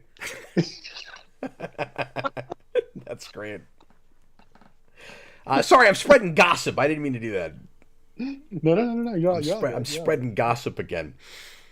But yeah, the soundtrack is so good, and I don't. This is a really rare kind of thing for me to say. Like for a sign I flipped red, I still recommend seeing it in the theater.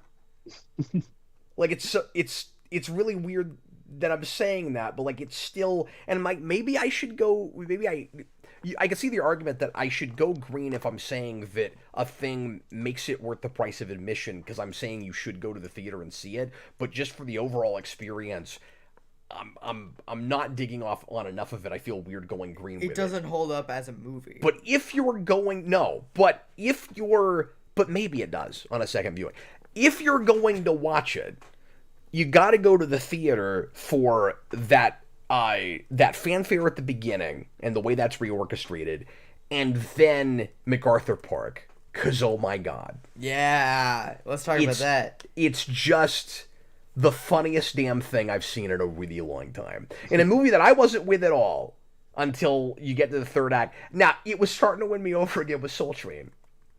I was like, that's a thing that could have been the original Beetlejuice. That's wonderful. Yeah.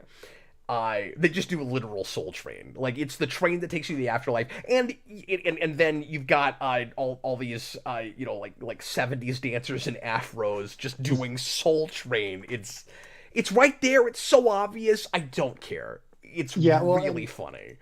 And what I also liked about that is like it does kind of again play into that flippant nature of the afterlife, which is like the train is going to paradise, then the pearly gates, then the it's got all the different names. The Elysium Fields, and they're all just different places. Yeah, that's great.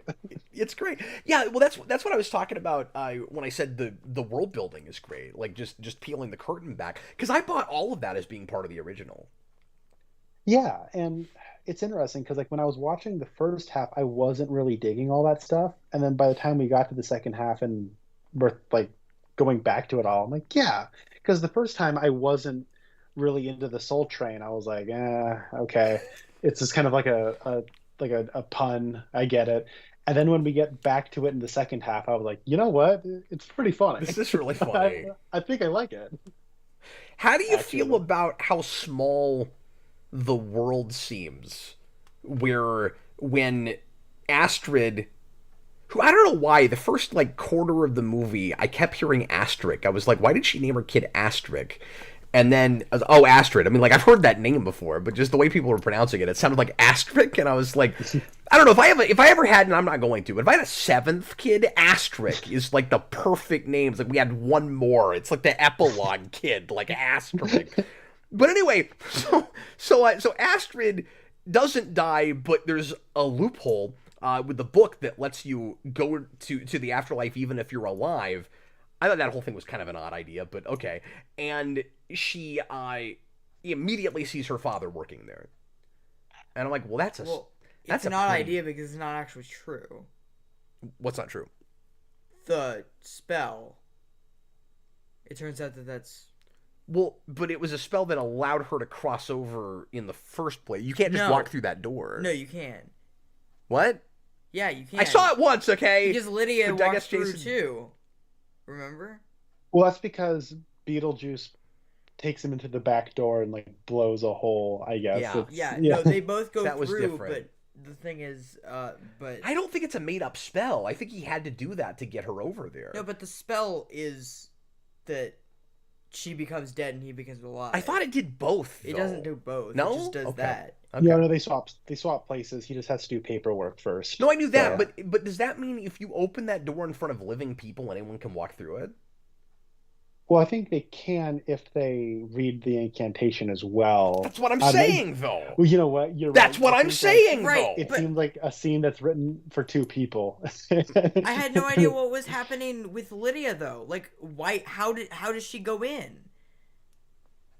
Like, Lydia goes in with Beetlejuice. She goes in with Beetlejuice. One of these doesn't make any sense. No, but Beetlejuice can do all kinds of random, like, omnipotent Q-like stuff. Oh, okay. So he just has some ability to take people in, and that's I guess. why, like, he's able to, like, blow a hole into it, and then, like, all the shrunken head minions are able to go into the real world because I guess he blew a back door open. By the way, speaking of all the shrunken head minions, yeah, screw you, Tim Burton, and your no fan service.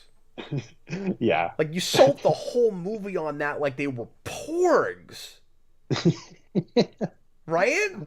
Or like the mini Stay Puffs. Yeah. Well, I should say when I said like the note the joke the movie chooses to end on made me laugh. It wasn't the baby gag. I did laugh at that. It was when they're going through the cast and then it's like the curtain call of like all the faces with the phone. All like the little but like all the shrunken heads have like it's Phil and Tom, and then it's like and lastly Bob gets credited, and then it says like in loving memory of Bob. That was funny. 1321 to 2024. That was pretty great. I like that. Yeah. How good is Dafoe? And I know Dafoe is always good, but he looks like a child playing on a playground, and it's delightful. I mean, he gets absolutely nothing to do, but he's awesome. You know what, though? This is another rare thing for me to say. This is where it feels like a real Beetlejuice movie, and it's breaking the rules, and it's funny. He's completely tacked on, and that's what I liked about it. Honestly, that's actually what I ended up liking once we got to the second half about the Willem Dafoe and Monica Bellucci subplots, is that it does feel like they pretty much solely exist just to be tacked on, so that when you get to the end, there's just more stuff to come out of nowhere. Yeah. And so it's like... And that's fine. In that capacity, I liked it, but in the part of the movie that I wasn't liking, I was getting annoyed of it. Yep, but me that too. Being said, but they completely won me over at the end. And me too. And here's the thing. And this is right. the other thing I'm really surprised I'm saying. I went into this going, I don't want any Beetlejuice backstory. Like, it's so ambiguous in the first movie. I don't need to know who he was when he was alive. I don't need him to have an ex-wife. Like, don't make all that over, like convoluted and stuff. And it was fine. And I kind of liked all that stuff, especially because with the weird, and I don't know why they did this, but it's so goofy and out there, with Beetlejuice like explaining his backstory, and he's speaking in Spanish, and it's all like a black and white monster movie. Apparently, it was an intentional homage to Mario Bava. Yeah, okay. It's Italian. Yeah. Oh, it is Italian. It's not Spanish. Yeah. But Maybe it's Italian. I'm sorry. but yeah, isn't that crazy? Well, yeah, that's pretty cool because then like later Astrid says that like, or like Lydia tells Astrid that she and her dad, went to an all-day Mario Bava like Yes. film festival when she was 9 months pregnant. That's where her water broke. So, But what I liked about that was it all felt unreliable narrator. yeah, no, you're right. I think I felt like he's speaking a different language to communicate to the audience. You can't buy any of what you're seeing. and also like Italian giallo and like horror, like it's all very theatrical and kind of over the top, and a lot of like kind of the appeal of giallo is, what you're seeing is maybe not is unreliable. So you're right. Yeah, I think you might be onto something there. Also, another thing that I don't usually praise things for. You see how all over the place this movie is? Like, now we're into stuff that I just adore. Like, my favorite gags in this movie were gags that go on too long. And they're funny because they keep going. And in other things, I'd be like, okay, I get it. And I didn't have that with this. First of all, his ex-wife putting her body back together and it taking like 19 years, really funny. Like, I wasn't liking a lot of that first half. That scene totally got me. I thought all of that was really funny. And like, you're waiting around for the finger, and like it's really good. Like I loved it. And it felt like a comedic I just had this thought. It felt like a comedic version of like the Sandman scene from Spider-Man 3. I could see why you'd say that. Yeah, that was the scene that like when I was walking out of the movie, I didn't really care for that scene while I was watching it, but I was like, if I watched it again, I probably would find it more amusing. Yep. Here's the thing I got. And she's great. I've always liked that actress. Monica Bellucci's great, and I have to say, like, she's very beautiful. It's like the thing everyone has to say about her, because like when someone's that beautiful, like you have to mention it. Like I have this thing with Monica Bellucci that I have with like Eva Mendes, where it's like they're so beautiful that it's like my brain doesn't even register that I'm looking at like a real human being. Yeah, it's like, and how does that person exist? Yeah, and it's like I actually kind of forget that these people exist, and I think it's because it's like a coping mechanism. Like I'm like, oh yeah, Monica Bellucci. I hope this doesn't sound crass, but like women like that feel so far above everyone else, you can't imagine them having ever had a relationship with anyone. Like, oh yeah, no, exactly, yeah. There's no man in that league. But yeah, yeah, I first saw her in The Matrix Reloaded. Mm-hmm. She's the wife of the Merovingian, and mm-hmm. There was a part of me that geeked out a little bit when she used the phrase "my love," because she says that like 14 times in that movie. But she says that in this, and I was like, it feels like you only cast this actress because she was married to the Merovingian. That's funny. And as we all know, you know what? Maybe you're onto something, because like the Merovingian and Beetlejuice are similarly scummy, right? So that's true. Yeah, she wasn't kissing your face, my love. I don't think, although I don't think Beetlejuice knows how to make cake, so maybe that's the way they're different. But if he could, that's how he would use it. Oh, 100%. The orgasmic cake, like that's how she would use that. That has got to be one of the most insane things I've seen in a major Hollywood blockbuster. Yeah. It's crazy. I shouldn't be talking about this in front of my 14-year-old, but it was in the movie. I don't know. I don't know how that hadn't been spoiled for me by the time I got to The Matrix Reloaded. My jaw hit the floor. Your brain explodes. It does. Jason, what are things that you want to talk about that we haven't gotten to yet? Because I know you've been looking at comments and stuff, but you haven't jumped in a ton, and I know you have lots of feelings. I do. And this is like your franchise. Franchise. Can we just remake The Founder, but with Beetlejuice? Yeah. Yes. Let's do it. Franchise. You would watch that all day long. Yes. Beetlejuice. He's like, you want fries with that? No, this movie should have been Beetlejuice Goes to McDonald's.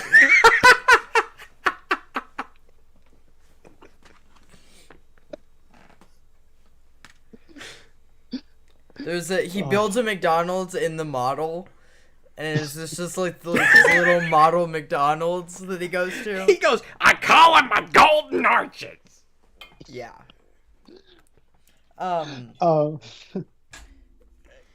Yeah. By the way, oh, sorry. What was that, Jason?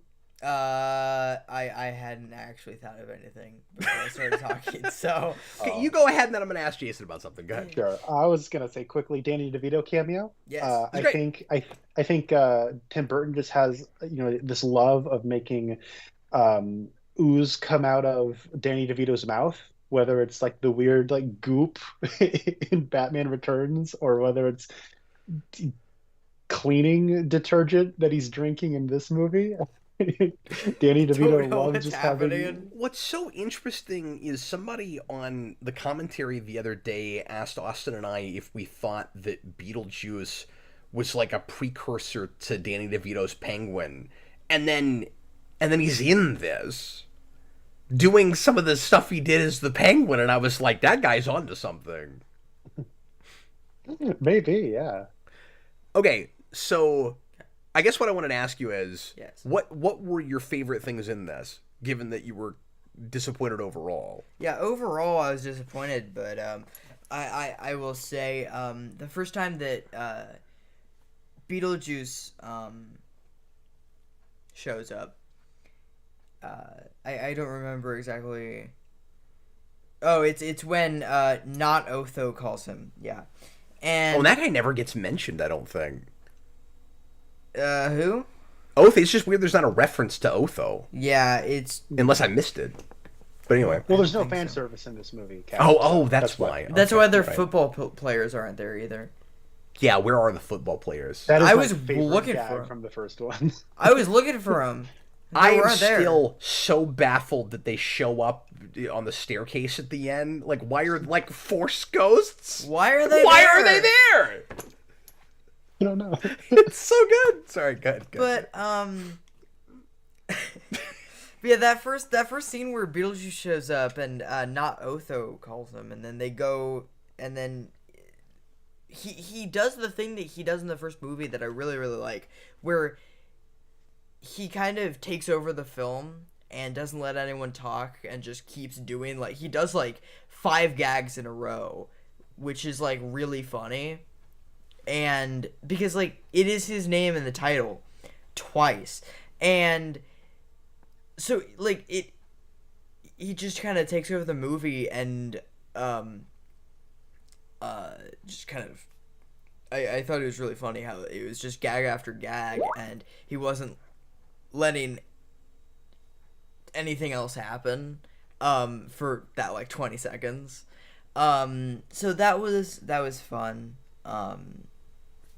Yeah, I will say, like, that first like couples therapy session he has, I hadn't laughed like at all while I was watching the movie, and when we got to that, I was like heartily laughing through that whole sequence. He really does bring it alive. Yeah, and it starts to turn me around a little bit, and then I have to get back to scenes with like the ghost boy before I realize what his plot's going to be. We should talk about that and how we feel about that. But when you get that scene with the couples therapy, I was like, oh, we're really writing him like he's like like the original. Like this is just Beetlejuice, and like it's gross. Like the way it should be. And he's doing like really. Also, I love how Beetlejuice interacts with cell phones. Yeah. Because he does lots of fun stuff with TVs in the first movie, and so we got cell phones now, That's and true. he's just effing up everybody's cell phones. It's really funny. Got all the pop-up ads. The pop-up ads. It's great. Well, yeah, because he's always doing stuff with advertising. Mm-hmm. That's great. Sucking everybody into their phones during the wedding was a good idea. It didn't look great. Yeah, that's probably the one special effect that was a little wonky. Because most of it does look remarkably good. Yeah. Well, because most of it's not, like super CG laden. And that, I don't know how else you do it, but it didn't look great. And I mean, like, it was in the style of the original, where it's like, if we could have done that, you wanted it to be puppet faces somehow because it kind of harkens back to the weird like pointed nose thing they do with Maitland in the first movie. Like, did you have that thought? It's that again, Yeah, but Oh, no, to it- suck them into the phone. Yeah, I saw that in the trailer and I was like, oh. Well, because that was the big thing in the trailer that made me go, oh wait, they're very modernizing this. Like, that was the first thing with this movie that was like, oh. And then I saw the they're movie and they actually- were really modernizing Yeah, it. but- Yeah. Another thing that I really liked, real quick about this movie was, in the afterlife, I did like some of the, I did like a lot of the new designs for ghosts. There weren't any older ghosts that come back, but no fan. Well, no service. fan service, yeah, and, So- and like I don't mean to be a hypocrite. There are just some things that I don't know why they would change. Where it's like some of those ghosts that were that waiting room, I would think it's only been 35 years. Some of them would still be there, Right. and also because you have the token one with the shrunken head guys, it's like, well, there should have been a couple of more, and it would have been nice to bring back. But again, maybe it would have seemed too redundant. But if you're gonna do the wedding at the end, why would you not bring back the midget skeleton face guy? Because he's my favorite Yeah. thing in that movie. Like, the way he moves his arm, he's just adorable. Like, why is he not back? That's a good point. I'd like to see him. Well, we don't because there's no fan service. I And know. if you thought those I know. faces were harkening back to the first, well, they weren't. They because there weren't. was no fan service in It's this movie. that's a I see. That's a coincidence. Okay, Yeah. Jason, what is your take on the Ghost Kid plot? Okay, so I was getting and they couldn't even be thinking about this when they wrote it because it was too it was too soon before this movie. When you're But talking about dead people, you're like, too soon? too soon? Yeah. Sorry, But go ahead. that was giving me big Ghostbusters Frozen Empire flashbacks. And I just Me too. I couldn't deal with it, like, and then also it was also giving me, Connor, I don't know if you agree with this, but it was also giving me big Jumanji 2. Oh, with what part in Jumanji with 2? the 90s kid. That was just Yes, yeah. that because- immediately made me think of that, and I'm like, oh, okay. And then You're saying that because Dan DeVito's in this movie. no, Oh. no. I'm just saying That's the that- third one, I know. Yeah, but yeah, I don't know about it. Like I like, and then also why is he not trapped in his house? Why doesn't he go to Saturn? It seemed really silly that he's like, I can only go out to the tree house, and I'm like, okay, I get that the rules aren't always consistent in this universe. I'm having a tough time with that. That like ghosts. I guess we just have the Maitland, so it's not like a pattern. But I got the sense from them that they're stuck in the house. Like, is he able to go out in the yard because he murdered people there? Is that why? No, well, and he, Well, that's where he died. no, but that's where okay, but So the he should just be Maitlands- haunting the treehouse. No, but the Maitlands died at the bridge. They're not stuck at the bridge. They're not stuck at their house. That's a good point. They can't go to the bridge. That's not like they can go all the way to the bridge. Maybe they can. They just don't think they can, but they can't because No, they go to can't. Saturn. Right. That is a great point. I didn't even consider that. Excellent. Nicely So- done. I don't This know. is why he's I- officially on staff now, folks. Yeah, well, and, like, you're right. There's a lot of like holes in this, and like I think holes that not even the kind of flippant nature of the rules of this world can facilitate. Like, you're right. Like, it's weird that there's a spell that can just kind of do this. Because it doesn't feel And- tongue in cheek. It feels like they're cheating. Yeah, It's no, all that's about approach. but I will say though, on a story level, that is the thing that eventually won me over in this, and I'll tell you what I mean. And because I think it's actually tapped into something a little broader about Tim Burton's like kind of perspective. Because like even going back to the original Beetlejuice, like there's a frustration I have with Tim Burton movies, which is like all of it. Like it seems like every single one of his movies is about uh, children who are just misunderstood, particularly by their parents, and they're weirdos and they're outsiders, and the movies are just kind of about the universe facilitating a way for them to be validated. So this one, well, my parents are never going to come around and like me, Lydia, the goth girl. Luckily, my new ghost foster parents validate my weirdness. Yay, hooray. And it's like, oh.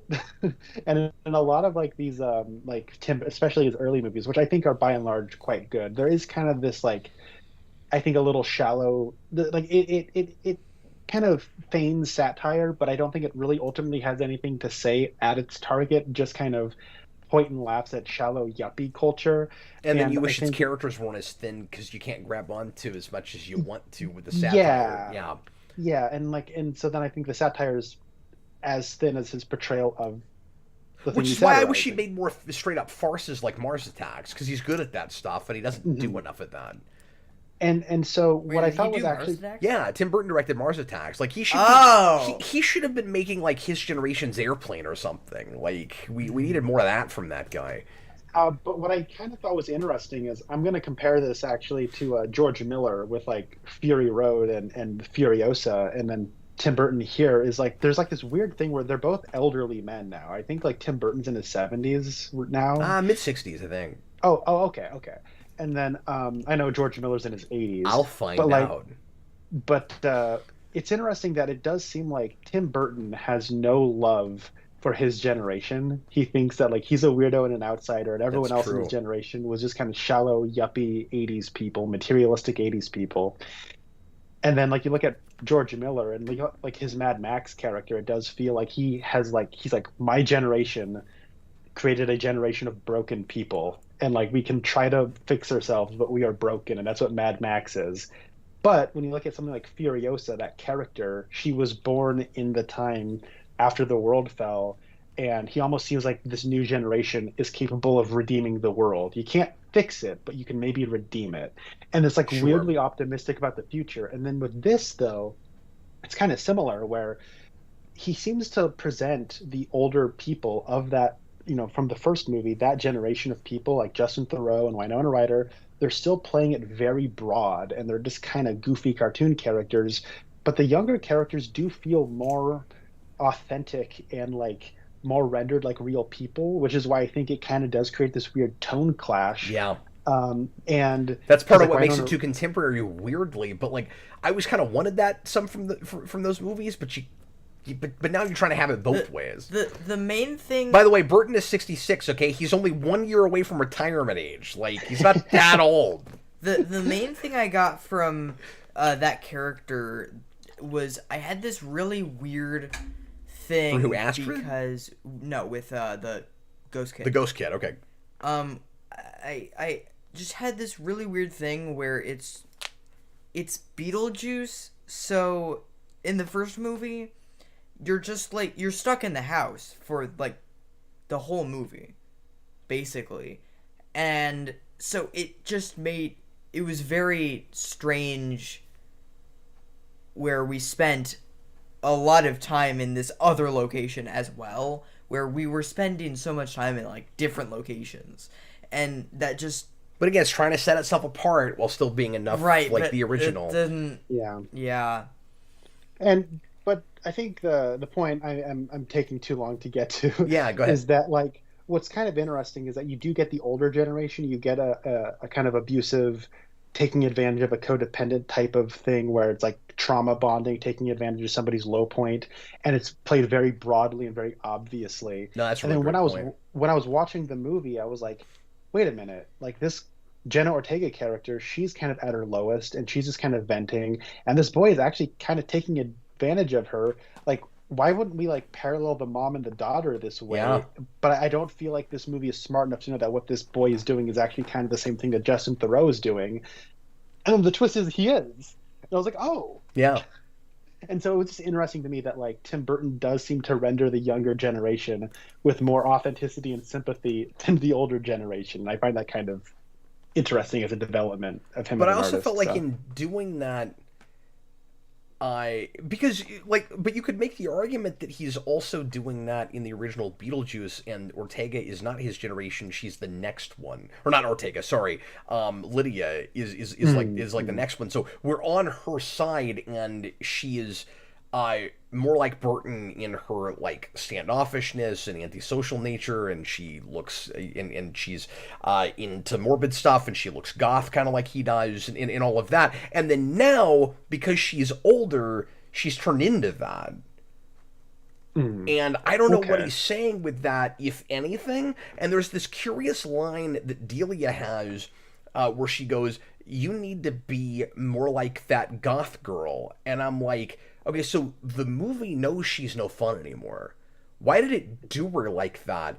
And it never really turns her back around to me. Like, she finds common ground with her daughter finally, yes, but at the end of the day, she's still curled up in a ball worried about Beetlejuice. I don't like that. I also don't like that. And like I was actually confused when I was watching it initially because you're right, that climax does she plays That's it the like it's note business as we're left usual. on. And I don't mean it has to Yeah, be yeah. exactly like the last movie, but we're having too much fun at the end.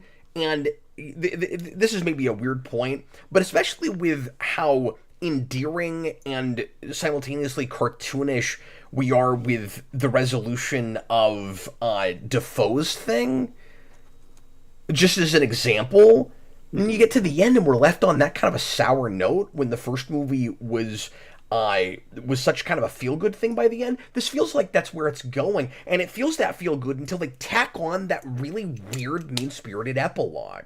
Mhm.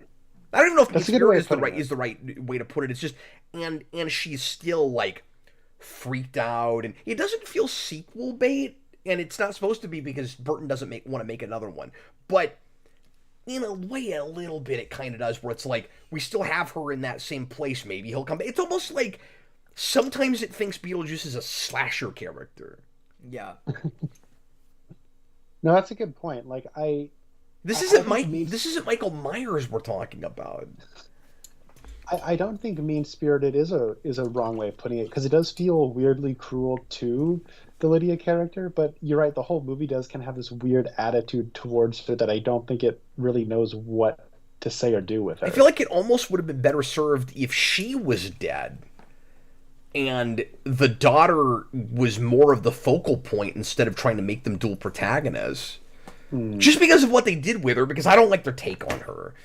Yeah. And it almost would have been more fun if I don't mean to rewrite the movie, but it would have almost been more fun if she was dead and in like haunting something and like not crossing over and was like really flippant about it and like what I've known about the afterlife for most of my life and I like ghosts and now it's fun getting to be one. Like I wondered if maybe if you had to do some kind of like dramatic subplot with her, it wouldn't have made more sense for the reason that she's not getting along with people and everybody's kind of she's having a hard time making connections with people is because she's just, again, I'll use that word again, really flippant and not weirded out by the afterlife. Yeah, I felt like it should be almost the exact opposite, where it's like, why doesn't it bother you when people close to you are dead? And she's like, because my surrogate parents were ghosts. That's why. And so her father dies, and it doesn't really faze her that much. Because she knows there's an afterlife, and she knows she can be with him. And death is not that different from being alive to her. Yeah, no, that's Why is she amazing. scared of Beetlejuice? The worst thing he could do is kill her and let her be those fun people that she hung out with in a house all those years. Like, why is she... This character, more than anybody else on the planet, should not be afraid of death. No, yeah, that's a great point. I don't get it. And I still don't think that what she has is a superpower. Oh, So Okay, somebody me did too. mention the line about in the first movie about different manifestations that like everybody that dies, it happens differently. That was part of that ambiguous rule set you were talking about. So like that is an explanation for why he can go out to the treehouse. But again, it just feels like it's taking itself too seriously. And then I'm having a hard time buying some of those. I don't know. It's about the approach. I don't know. No, I can understand what you mean. That's where it feels inauthentic. I Sorry. did want to co-sign though. Sorry, go ahead, Jason. Jason was going to say something. Well, but this is off topic, so if Connor has something on topic. Cosign. I was just going to co-sign Willem Dafoe. I love him. He's wonderful. And I think the MVP of the first one is Sylvia Sidney as like the case manager. Yeah. She is so great. And obviously she's dead now. And so kind of filling that role is Willem Dafoe.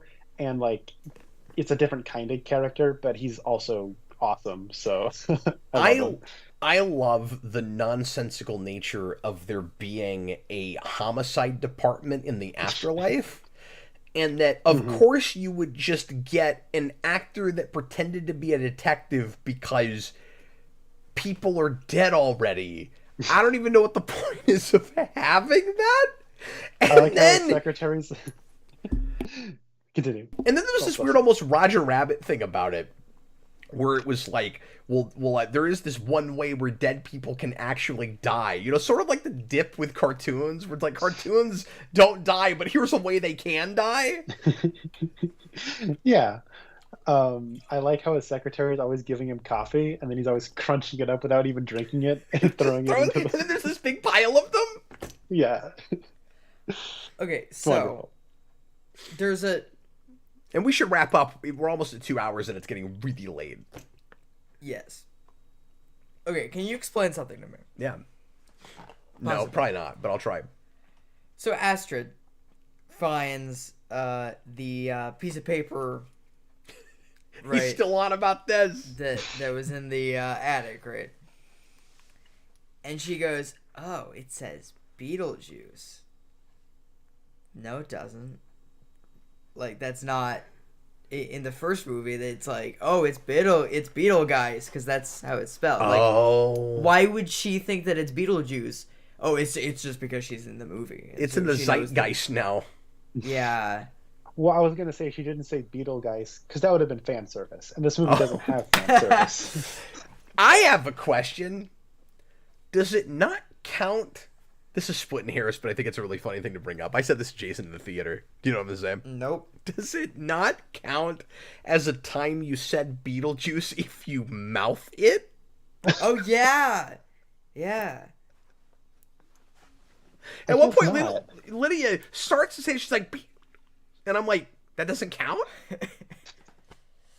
I guess you could just mouth it now. Yeah, okay, so here's the thing. So, and this is a really I always forgot that this isn't how the rules work in the original movie, and not in this either. In the musical, you have to say it 3 times in a row unbroken. Like, you can't say anything else. See, I wondered in the original between 'em. what the statute of limitations is, because there's a place where like Lydia says it twice, and then about 20 minutes later or 15 minutes later, she has to say it again, and she doesn't say it one more time, she says it 3 times again. So I'm like, how much time is it before it resets? Yeah, because in the musical, it's you have to say something, or you can't say anything in between the saying it the 3 times. You know what? I just thought of this. I might be being a little bit too disingenuous to Gotham Miller for making Lydia too stupid in being okay with marrying that guy who's obviously just after her money, because we are talking about the same character who in the first movie was dumb enough to see juice and say breakfast. Yeah, that's a good point. Austin and I just went on and on about how stupid she is for going Beetle breakfast. Like, that's the first, you're looking at a carton of juice. Worst charades player ever.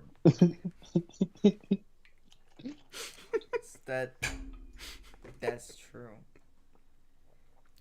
Real quick, do you want to talk about the cake scene? What about the cake scene? Well, we didn't say anything about it except it's wonderful, but it's wonderful. I Oh, love you that said that. well, he brings out a cloud and he literally has a cake in the rain, and it Yes. made me so happy. It's really funny. Because I've been making fun of that song for 30 years. And like that song is near and dear to my heart with how just bat stuff insane it is. It's such a weird freaking song. Even made Well, that's pretty weirder. crazy that it wound up in the movie then. Dude, so I already had my my hopes given up too much for how great this movie I thought this movie was going to be. And then the first 5 seconds made it worse because it opens not with Deo, but with somebody left the cake out in the rain. And like, I just freaking lost. I was like, that's what we're doing. That's going to be the motif for this movie. I was so happy. And then it wasn't. And then it finally comes in for one of the greatest comedic scenes I've ever seen. It's so funny. But in the original movie, Deo isn't all over the place. No, but more of his music is. It's a motif. So Right. like the Maitlands listen to that guy all the time. Yeah, that's true. And with this, it's just weird that there's not a sound.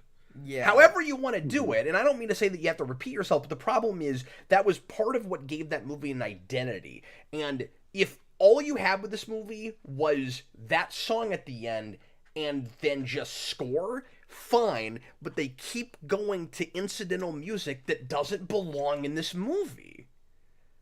Because it's the Smallville guy, so it has to sound like Smallville. Now, you did make a good point when we were talking about this yesterday, though, about why some of the, like, 90s stuff was playing in the kid's bedroom. yeah, because he just has it on all the time, and he is from the 90s.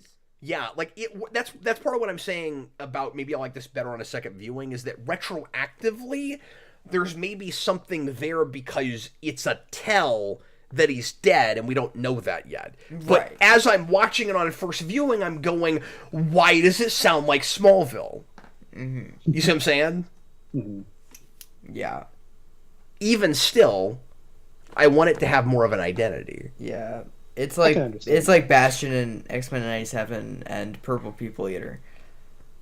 RJ Godzilla, can you say Beetlejuice 3 times with sign language and summon Beetlejuice? Ooh. Can you write it down? Would that bring him in? I guess not. Yeah. So I got a question.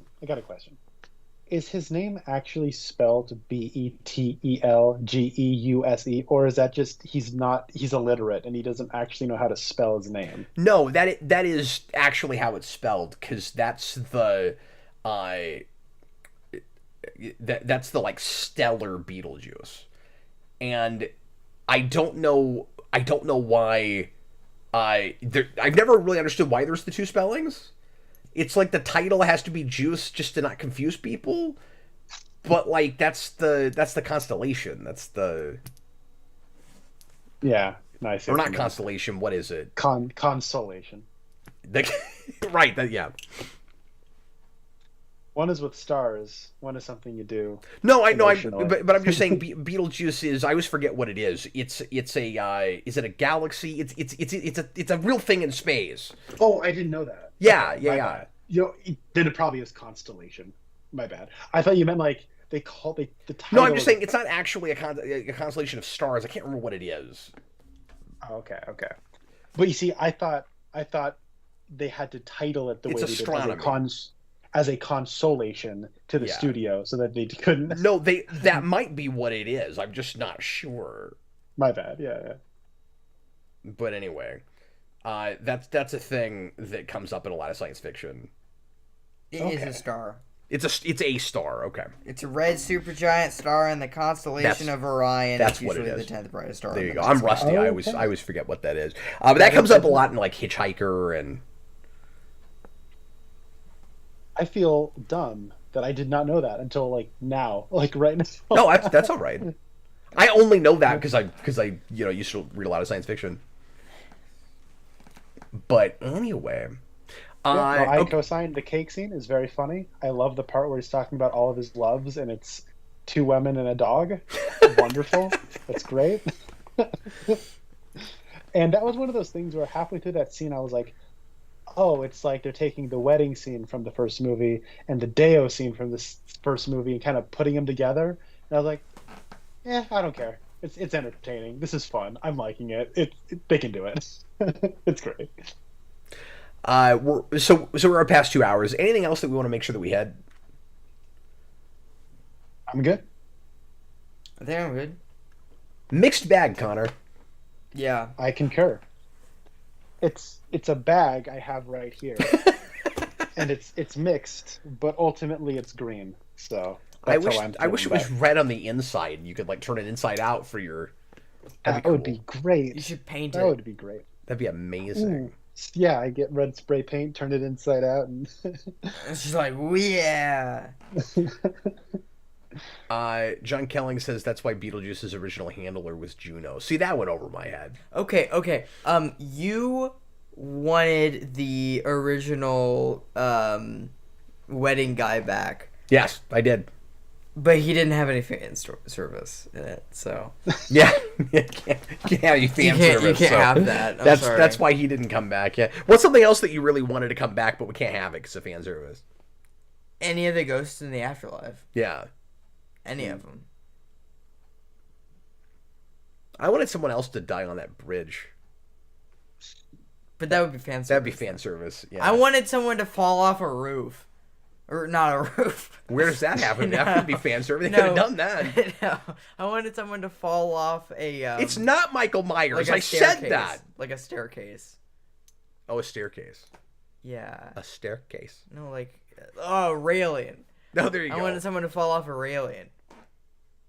People do die really easily in movies where we then make characters ghosts. Have you ever noticed that? yeah. Yes. Oh yeah, what did you think about Delia getting killed in the movie and then being I reunited I with honestly- her husband at the end? I honestly completely forgot about that. It's so forgettable. It's so weird. Like that is another kind of original Beetlejuice, or like weird enough to be in that first movie to me, where it's like she gets snakes that she thinks are defanged and she got scammed and they bite her while she's making a video. That's so Yeah. freaking Sure. weird. I mean, I actually think that in the moment, I was like, "This is dumb. I don't like this." And then I thought about it, and I went, "But it's so weird, though." I do think everything they did with Delia is weird enough to be in Beetlejuice. She just needed 1/4 the amount of dialogue. Yeah. But I thought you liked Well- dialogue. She just keeps talking. Well, it's got to be good, not Yeah, Written by I do Gotham feel Miller. like yeah. there's a pointed take on that character as opposed to just, hey, Catherine O'Hara, just do your thing. Well, and that's a question too. Is there a bunch of improv in this? Because a lot of the things she's saying feel too much like stuff they would write, where I don't think so. Okay. I think Yeah, Keaton well, is making up some lines because some of them are just too damn good for those people. I love the 2 F-bombs, one is bleeped. I That was What's great. the other one? so you got one early where somebody starts to say the F word, it turns into crap. Do you remember that? No, it Yeah. turns into hell. To hell, yeah. What foul. the hell? That one was funny. When Michael Keaton sends the ghost boy to hell, that was hilarious. And then later he's like at the wedding, he gets it bleeped. It's pretty funny. But Uh, but what does he bleep himself? Is that what's happening? no, I think it's like the line was just too good, and like, well, we already had one F-bomb, so they But just they didn't. censor But it. the first F bomb wasn't even a real F bomb, so they still could have had him do it. No, it is an F-bomb. Like it's when he sends the kid to hell, he drops an F-bomb, Oh, I missed and that. then I don't remember that. There's an F bomb I there. just didn't. Oh. yeah, I It's just it's because didn't he catch it. stamps. It's great, by the way. He stamps the guy's passport with "out of luck," and then he says like something like "f you" or something, and then like it sends him to hell. Oh. And then like later at the Yeah, wedding, I is when, remember like, he that gets a bleep. scene, but I don't remember Okay. him swearing. Here's what I don't like about it, and I'm going to mention real quick another thing that was very strange because of this. I don't like if you're gonna bleep it that whole gag is in the trailer, Because because it's in all the trailers. He looks at the camera and he says what the f, and then it's bleeped, and I'm like, oh, that's funny because it won't be bleeped in the movie, and then it's bleeped, like it shouldn't have been in the trailer. And then the other thing that I thought was baffling is, so did you not see the trailers for this? I saw just the first one where he says the juice is loose. That's Okay, the only one I saw. So you might have missed this too in the like, not the teaser but the regular trailer. Ortega has that bit where she's being made fun of by her classmates, and she looks at them and she says something about when they're old and they're banging their Pilates instructors. And that line is removed from the movie for some reason, and it's a really obvious hard cut if you've seen the trailer, because she just looks at them and she says the first line she has there, and then it just cuts, and that goes on, and it's in the trailer. Oh, wow. Why was it? Did people complain about that line, so they cut it? Or it's like, oh, we can't have banging your... After everything else Beetlejuice says, we can't have Ortega say banging your Pilates instructor. I have no idea why that was removed. Interesting. It was. I will say, it was really freaking weird. I was not into the Catherine O'Hara character of this, and I like her a lot in the first one.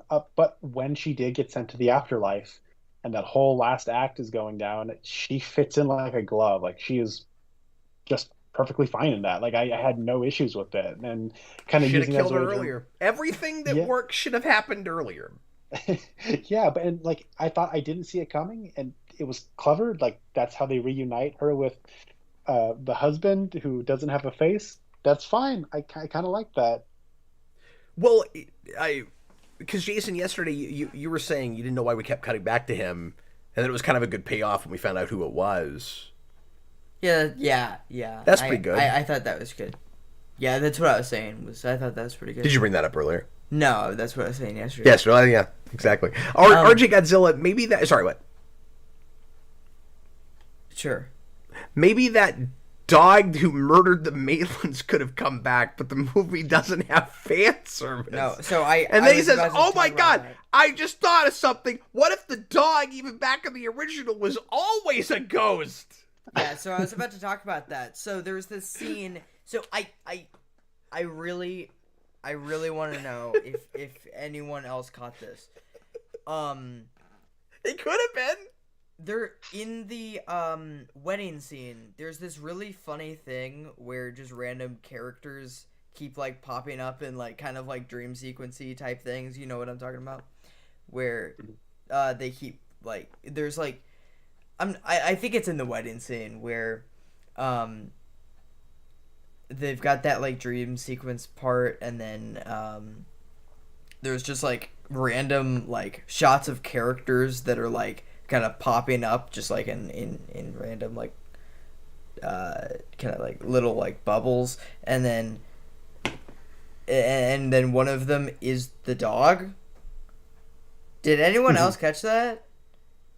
Yeah, it's when he's like singing about the loves of his life, and it's like the two that we know of, and then a dog. But was it supposed to be the Was dog it from the supposed to be first the one? dog? It can't be. That would be fan service. Right. But the thought crossed my mind, but I couldn't remember what the dog from the first movie looked like. And then it was a similar kind of dog. It was like a Yeah. Chihuahua or something. And then John Kelling says, "What if the dog was Beetlejuice?" Yeah.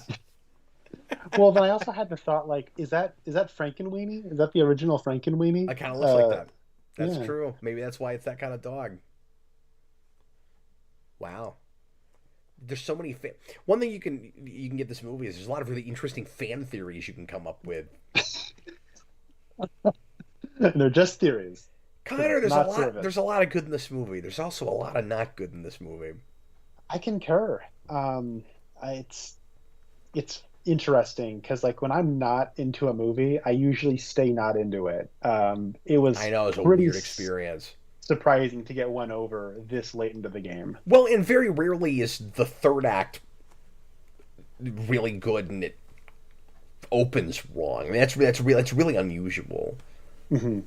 Yeah, no, you hear people say, yeah, if I had to choose between it starting well or ending well, I'd rather it end well. The problem is you're probably not, if it doesn't start well, you're primed to not think it will end well. That's kind of how it generally goes. Yeah, well, and like my rule of thumb is always you know you've gotta you gotta suck your audience into your story fairly early. You know, it's really entitled to go.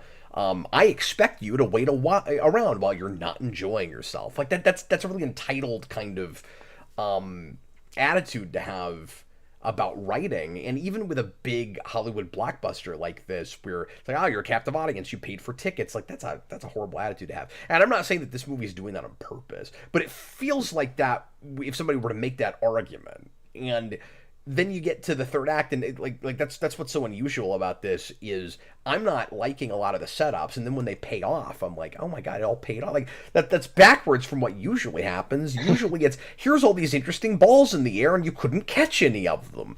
This catches balls that were like on fire or deflated, however you want to look at it, and I'm like. Wow. It catches. Well, like good catch, I guess. Yeah. Sorry, what? It's a foul ball. Yeah. That's great. You caught a foul ball.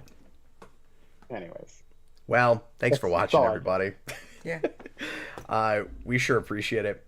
And I'll be interested to see down the road if the three of us all see this again, where we would flip our signs. We'll have to not make a video, but we'll have to talk at some point, Connor, if you see it again, because I want to know. Yeah, I think I might. I don't think I'll go to the theater again, but when I do see it again, because everything comes out like the Tuesday after release now, so I mean it's not going to be that long before. Yeah, I'm gonna have plenty of time ahead of me pretty soon, so I might take my stepmom to go see it. She loves the original Beetlejuice, so I'll probably take her to go see it. Well, guys, thanks for talking about it with me. Yeah. And we'll see everybody again real soon for more fun stuff here on Geekvolution. Join us, Jason and I, on Wednesday for the Captain Logan Show. And in the meantime, I was Captain Logan, and this was my son Jason, and my friend Connor Nielsen. See, it worked out because Connor was willing to do the work. Okay, bye, everybody.